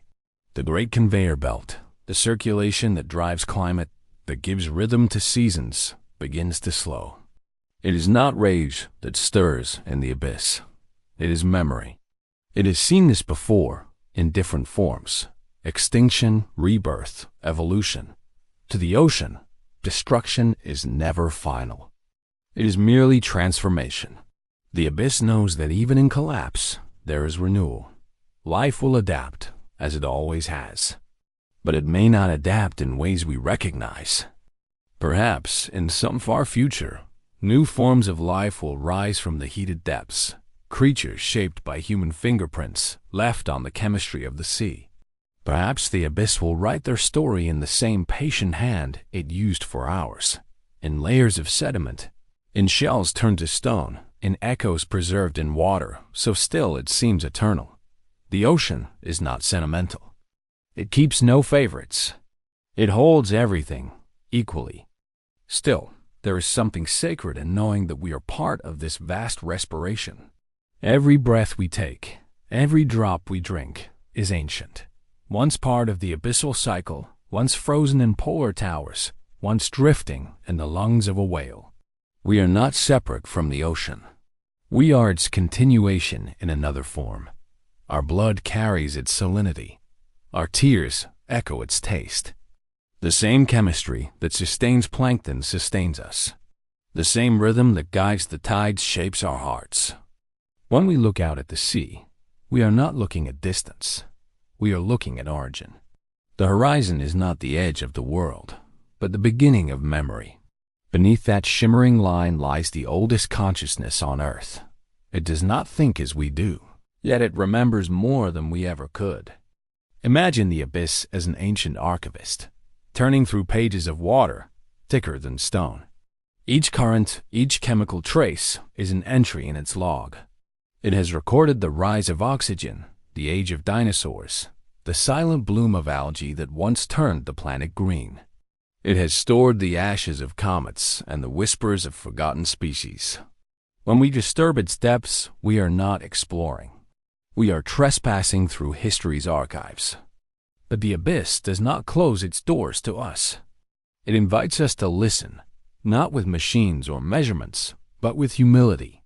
If we could still ourselves long enough to hear it, we might understand the quiet message that has pulsed through time since before our ancestors walked upright.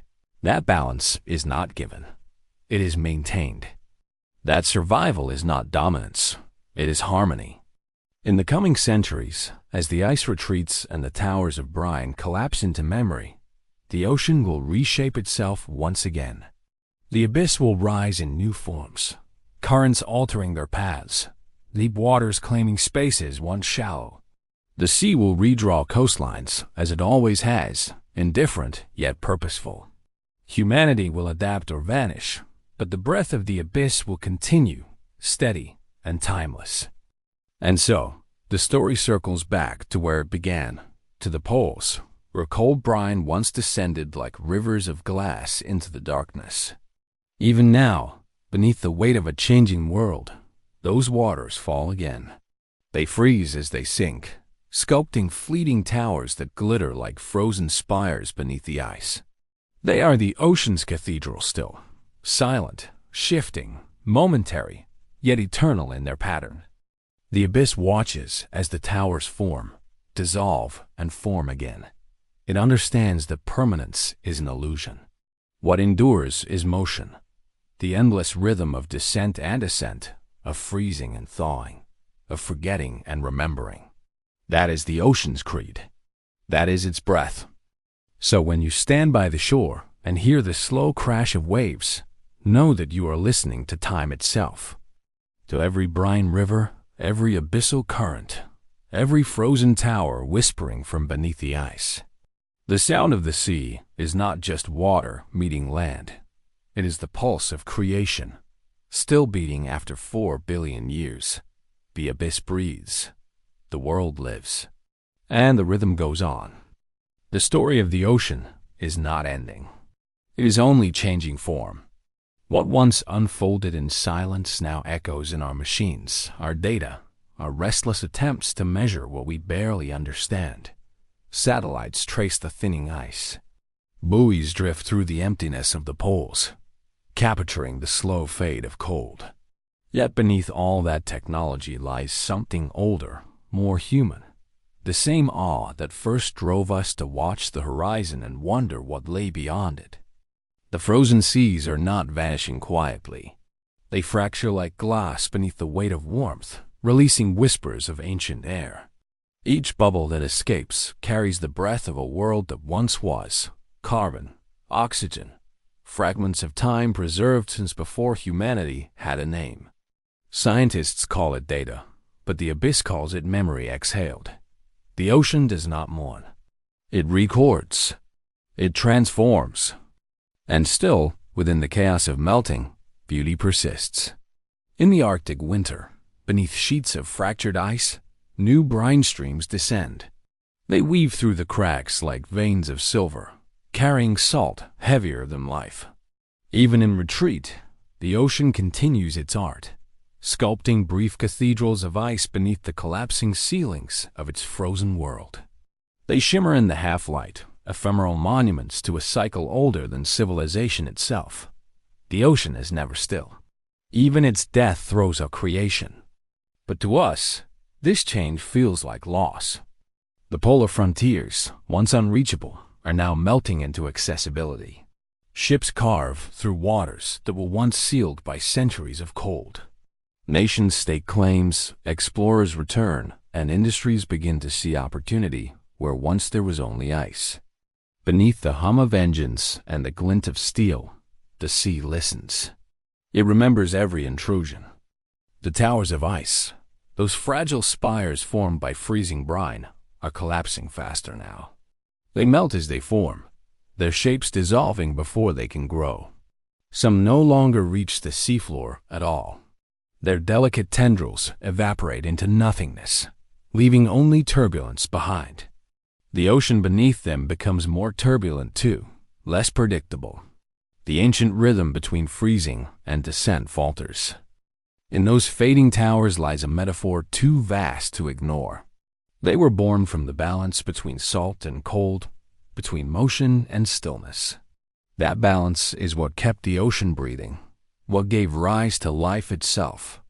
And now, as the equilibrium tilts, the towers fall, just as countless ecosystems above them begin to unravel. The coral reefs, the kelp forests, the migratory paths of whales, all are shifting, drawn into the same spiral of transformation. But to call it the end would be a misunderstanding of the sea. The abyss knows no finality. It has seen worse and endured. It has been an acid inferno and a frozen tomb. It has been barren and teeming, silent and roaring. Each age of destruction became an age of renewal. What emerges after us may not resemble anything we know, but it will still be born of salt and motion, still shaped by the ocean's hand. Even now, the seeds of the next age are forming. In the dark waters of the deep, new microbial species are discovered, creatures that thrive in chemical extremes, living off hydrogen and methane rather than sunlight. They are rewriting the rules of biology, proving that life does not need warmth or air, only chemistry and time. Perhaps they are the first architects of the next era, already preparing for a world remade by change. To them, our crisis is irrelevant. The abyss is not concerned with comfort, only with continuity. It will take the excess carbon we release and fold it into new minerals, new reactions, new forms of equilibrium. It will forget our cities the way it forgot the mountains that once stood where oceans now lie. The sea's patience is infinite. Ours is not. That is where the difference lies, not in power, but in perspective. Yet, there is still a choice before us. The ocean's breath has slowed, but it has not stopped. The frozen seas are retreating, but they have not vanished. There remains time, not to restore the world to what it was, but to respect what it still is. To listen before the voice of the abyss becomes too faint to hear. For centuries, humanity has spoken of conquering the sea. We have named it, mapped it, measured it, divided it into zones of ownership and control. But the ocean was never ours to conquer. It was our origin, our reflection, our inheritance. And in its depths, it still holds the key to our survival, not in wealth or resources, but in wisdom. The same wisdom the Brine towers held, that all creation begins with balance, and all imbalance seeks return. The frozen seas may be fading, but their legacy endures in every drop of water, every breath of air. The ocean's heartbeat still resonates beneath us, even as the planet warms. If we could align ourselves again with its rhythm, live by its patience, its adaptability, its humility, we might yet remain part of its story, not its aftermath. In the silence of the abyss, the brine continues to fall. New towers still form, smaller, more fragile, but still alive. They remind us that even in a changing world, beauty persists. The ocean does not give up on creation. It merely changes its shape. And in that transformation lies a quiet truth, that endings are never final when the sea still breathes.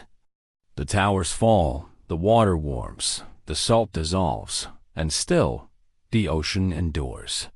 It has seen empires rise and vanish, species evolve and fade, stars reflected in its surface come and go. Through it all, it remained, flowing through time like a memory that refuses to die. Perhaps that is the lesson hidden beneath the ice, that endurance is not resistance but surrender, not strength but rhythm. The ocean survives because it changes, because it lets go. And now, as the frozen seas dissolve into the next chapter of Earth's story, the abyss invites us to do the same. To remember that we, too, are made of water, that we, too, are part of its breath. The ocean has always been the planet's first storyteller. Long before there were words or instruments, it recorded the heartbeat of the Earth in its slow, tidal rhythm. Every molecule of water carries the trace of something older, the ashes of comets, the salts of vanished mountains, the carbon of extinct forests. To touch the sea is to touch time itself. Yet, for all our intelligence, we have forgotten how to listen. Now, as we enter an age of unraveling, the ocean's stories return to us, not as whispers, but as consequences. The frozen seas are no longer eternal. They melt and reform like dreams dissolving into dawn. The towers of brine that once stood in silence beneath the ice now melt too soon, their descent interrupted. The abyss waits for them, but the rhythm falters. The conversation between surface and deep, the breathing of the planet, grows uneven. It is in this imbalance that humanity begins to see its reflection.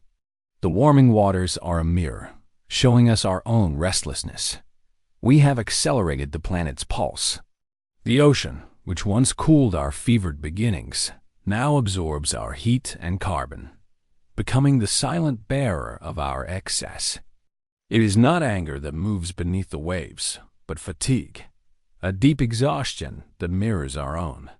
The sea has carried us longer than we realize, and even it is beginning to change. Yet even in this transformation, there is a kind of mercy. The ocean is teaching us again what we have forgotten: the art of rhythm, of patience, of interconnectedness. Every action, every choice, ripples through the water, altering its chemistry, its breath, its life. The same current that cools the equator will one day touch the poles. The same droplet that falls from a glacier may someday rest in a raindrop upon our skin. The planet is not divided. It is one continuous motion, a pulse that begins in the deep and ends in us. If the frozen seas are the memory of the world, then we are its echo. Our blood still carries the sea salinity. Our cells still whisper the chemistry of the first oceans. We are descendants of brine. The frozen towers beneath the ice, those ephemeral sculptures, are not distant wonders, but reminders of our own impermanence. Like them, we are shaped by pressure, by temperature, by balance. And like them, when equilibrium fails, we fall. But collapse is not always destruction. Sometimes it is transformation. The towers dissolve, yet their salt remains, carried by the currents into new beginnings. So too, perhaps with us. Our civilizations may one day fade beneath rising tides, our monuments reduced to sediment. But what if our greatest legacy is not what we built, but what we learned? That the world does not yield to mastery, only to respect. That control is an illusion, but coexistence is truth. Beneath the melting ice, something extraordinary continues to unfold. New ecosystems bloom in places where old ones vanish. Strange jellyfish drift through newly opened waters, their tendrils glowing with chemical fire. Deep-sea vents host colonies of creatures never seen before, thriving in temperatures once thought impossible. Life, it seems, is not retreating. It is reinventing itself. The abyss is not ending. It is adapting faster than we can comprehend. Perhaps this is the lesson of the frozen seas, that life is not fragile, only changeable. The planet does not fear transformation. It was born from it. The only constant is movement. Even the towers of brine, though transient, embody that truth. They rise and fall in endless rhythm, sculpting the seafloor, feeding new life, dissolving into memory and beginning again. Their impermanence is their purpose. The question, then, is not whether the world will survive. It will. The question is whether we will still recognize it when it does. Will we have the humility to listen when the abyss speaks again? Or will we remain deaf to the rhythm that sustains us, mistaking silence for safety, change for loss? In some ways, the ocean has already answered. Its language is chemistry, and the translation is written in every coral bleaching event, every shifting current, every glacier that breaks like a heartbeat. It is reminding us that equilibrium is not passive. It must be maintained through awareness, through restraint, through respect. The frozen seas are not merely ice. They are boundaries of memory, lines drawn by time itself to teach us what happens when we push too far. And yet, there is still wonder here, still beauty beyond comprehension. Imagine standing on the last stable sheet of Arctic ice, the horizon stretching endlessly in all directions. Beneath your feet, rivers of brine flow downward, unseen but eternal. They spiral into the darkness, freezing everything they touch, creating towers that will last for only hours. Yet their brief existence shapes ecosystems that endure for centuries. That is the paradox of the sea, that even the shortest moments can ripple into eternity. Perhaps the ocean is not asking us to save it. Perhaps it is asking us to remember it. To remember that it is not an obstacle or a frontier, but a living memory. The oldest, truest mirror of the earth. To remember that its breath is our breath. That its silence is not emptiness, but depth. When the last tower of Brine falls, when the last glacier breaks into the abyss, the ocean will still be here. Its shape will be different, its temperature altered, its rhythm slower. But it will continue. It will carry the memory of us, folded into its chemistry like another layer of sediment. Perhaps one day, long after we are gone, another form of life will rise and touch its surface. And when they look into its waves, they will see us, not as conquerors or destroyers, but as part of the same long story. The frozen seas are not dying. They are remembering. They are returning to what they have always been: movement, transformation, breath. The abyss exhales. The world inhales. The rhythm continues. There comes a point, deep in every story, where time folds back upon itself. The ocean has reached that point now. The towers of ice that once grew in secret beneath frozen seas have become symbols, not of death or decay, but of return. They remind us that the end of one cycle is always the beginning of another. The sea knows this. It has lived through extinctions, through silence, through fire and flood. It has seen continents split and heal, skies darken and clear. It has outlasted everything that believed itself permanent. To understand the ocean is to understand impermanence. Nothing within it remains unchanged. Not the salt, not the currents, not the creatures that call it home. Even the frozen cathedrals beneath the poles exist only for moments, their beauty borrowed from the delicate balance of cold and motion. Yet from that fleeting fragility emerges something eternal: continuity. The same molecules of water that froze 1,000 years ago are rising again today as mist, as rain, as breath. It is said that memory fades, but in truth, memory simply changes its form. The ocean holds this truth more perfectly than anything else on Earth. It keeps no archives of paper or stone. Its records are written in chemistry, in temperature, in rhythm. Every current carries with it the echoes of ages. Every tide repeats the pulse of creation. The abyss never forgets, even when we do.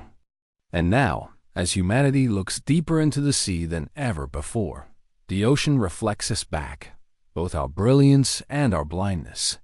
We map its depths, but cannot fathom its meaning. We measure its chemistry, yet overlook its poetry. We take its silence for indifference, when in truth it is patience. The ocean does not speak in haste. It moves on the scale of eternity. The brine rivers, the frozen towers, the abyssal breath, they were never separate stories.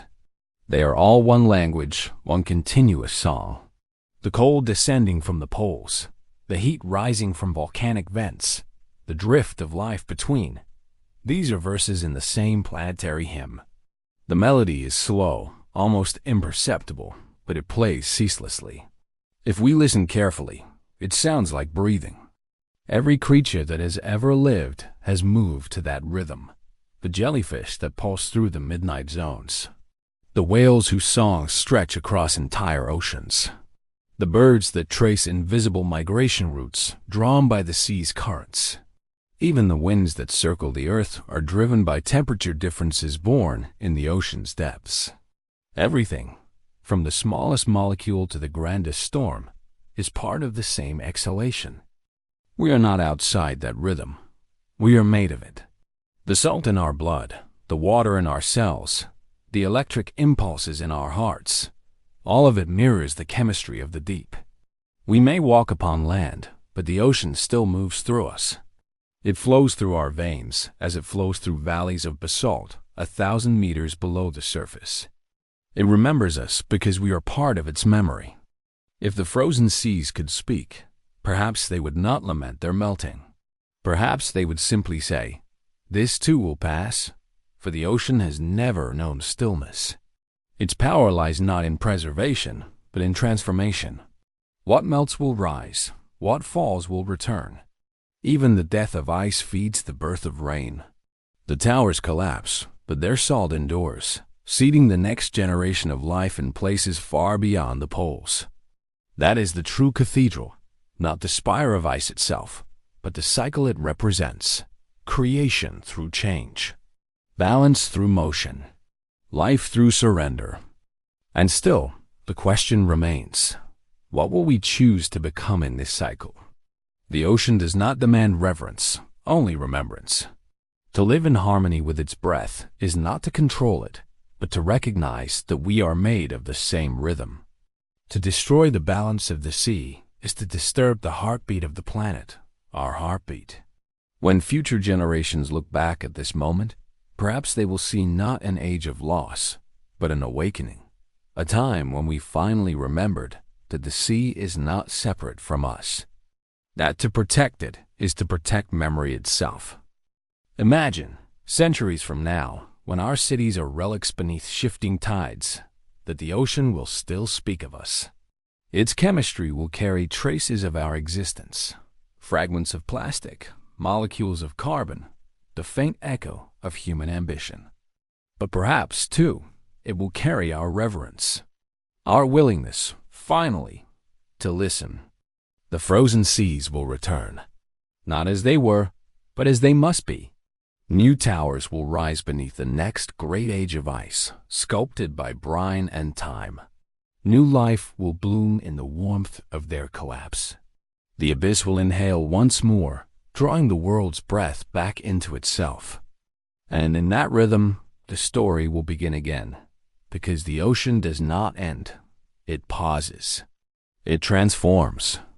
It waits. The same waters that cradle coral and carve coastlines once flowed through the veins of our ancestors. They will flow through those who come after. The sea is the great continuity, the pulse that binds all time, all matter, all life. It is the first sound we ever heard, and it will be the last sound the earth ever makes.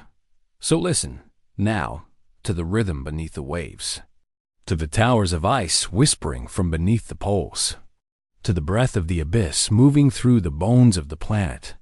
It is not a warning. It is a reminder, a heartbeat, a hymn. The ocean breathes in. The world exhales. The rhythm holds. And in that breath, fleeting, eternal, infinite, the story continues. There is a moment at the end of every storm when the world seems to hold its breath. The waves fall silent, the sky stills, and even the wind hesitates, as though nature itself remembers something sacred, something too vast to speak. That is where our story ends and where it began, in stillness, in the soft pause between the ocean's inhale and exhale. The frozen seas, once fierce and untouchable, are fading now into myth. Their cathedrals of ice, those shimmering towers of brine, have collapsed back into the abyss, leaving only trails of salt in the cold. Yet the ocean does not mourn them. It never has. To the sea, loss is not tragedy, but transformation. The towers may fall, but the memory of their shape continues, written in the chemistry of the deep, echoed in the slow dance of currents. The ocean remembers always. If we listen, we can still hear them. Beneath the layers of time and noise, beneath the roar of storms and the hum of ships, their whisper lingers, a crystalline hymn rising through the darkness. Each note a reminder that even the coldest silence once shimmered with life. The brine towers, those frozen ghosts, were not monuments to permanence. They were lessons in letting go. They existed only to dissolve, to fall, to merge, to become something new. And perhaps that is the ocean's greatest truth. Nothing is ever lost. Everything that falls becomes part of something greater. Every molecule that leaves the ice returns as rain. Every echo that fades becomes the silence that follows. The abyss does not destroy, it transforms. What we call endings, it calls beginnings. In that transformation lies a kind of mercy. The ocean forgives without forgetting. It absorbs every mistake, every scar, and turns it back into rhythm. The carbon we release becomes food for plankton. The heat we spill becomes new currents. The debris of our progress drifts downward, layer upon layer, until it too becomes sediment, another stratum in the story of the world. The abyss will take it all and make it part of its breath. When we gaze across the sea, we are not looking into emptiness. We are looking into memory, into everything the earth has ever been, and everything it still could become. The waves that reach our shores have touched continents we will never see. They have risen through vents of molten rock, passed through forests of coral, frozen into ice, melted again, and fallen as rain upon forgotten valleys. Every drop is a history, every ripple a reminder that time does not move forward here. It circles, and within that circle, life endures. In the deepest trenches, where sunlight has never reached, the ocean still glows. Bacteria feed on minerals, transforming heat into sustenance. Transparent fish drift through fields of bioluminescence, their bodies tracing constellations in the dark. Even here, especially here, creation continues. The sea never stops making life. It simply changes its tools. It is humbling to realize that the ocean does not need us, but we cannot exist without it. It carries our reflection in every wave, our breath in every tide. The ocean's rhythm is the heartbeat of the planet, slow, deliberate, eternal. And though we have disturbed that rhythm, though we have warmed its depths and wounded its balance, it still endures. It still breathes. One day, long after our cities have faded, the ocean will reclaim what it gave. The towers will rise again, sculpted by new ages of ice. The abyss will whisper once more, and the frozen seas will dream beneath skies untouched by human light. Somewhere, beneath that frozen ceiling, a new species will swim through towers of descending brine, unaware of the world that came before, but living proof that the rhythm continued. Perhaps they will sense in the salt around them faint traces of memory, a chemical echo of the humans who once stood upon frozen shores and watched the horizon burn gold with the last light of winter. They will not know our names, but they will carry our atoms. Our breath will move through them. Our water will shape them. Our silence will cradle them. The ocean will have folded us into itself, as it has with every form of life before. And so, the story will continue unbroken, not as a record of loss, but as a testament to renewal. The frozen seas may disappear from our maps, but they will never vanish from the Earth's memory. Their rhythm will live on, in the tides, in the rains, in the hearts that still beat to the sound of waves. The ocean does not end in tragedy. It ends in truth. The truth that all life is circular, that creation and collapse are one motion, that nothing is wasted when all things return to water. If you close your eyes now and listen, you might hear it. Faint, deep, infinite, the pulse of the abyss. The soft murmur of salt and time, the echo of the frozen towers still forming in the dark. It is the oldest sound in the world, and it is still speaking. Do you hear it? That is not the sound of ending. That is the sound of continuation. The ocean breathes in. The world exhales. The rhythm holds. And beneath the frozen seas, the hidden towers rise again.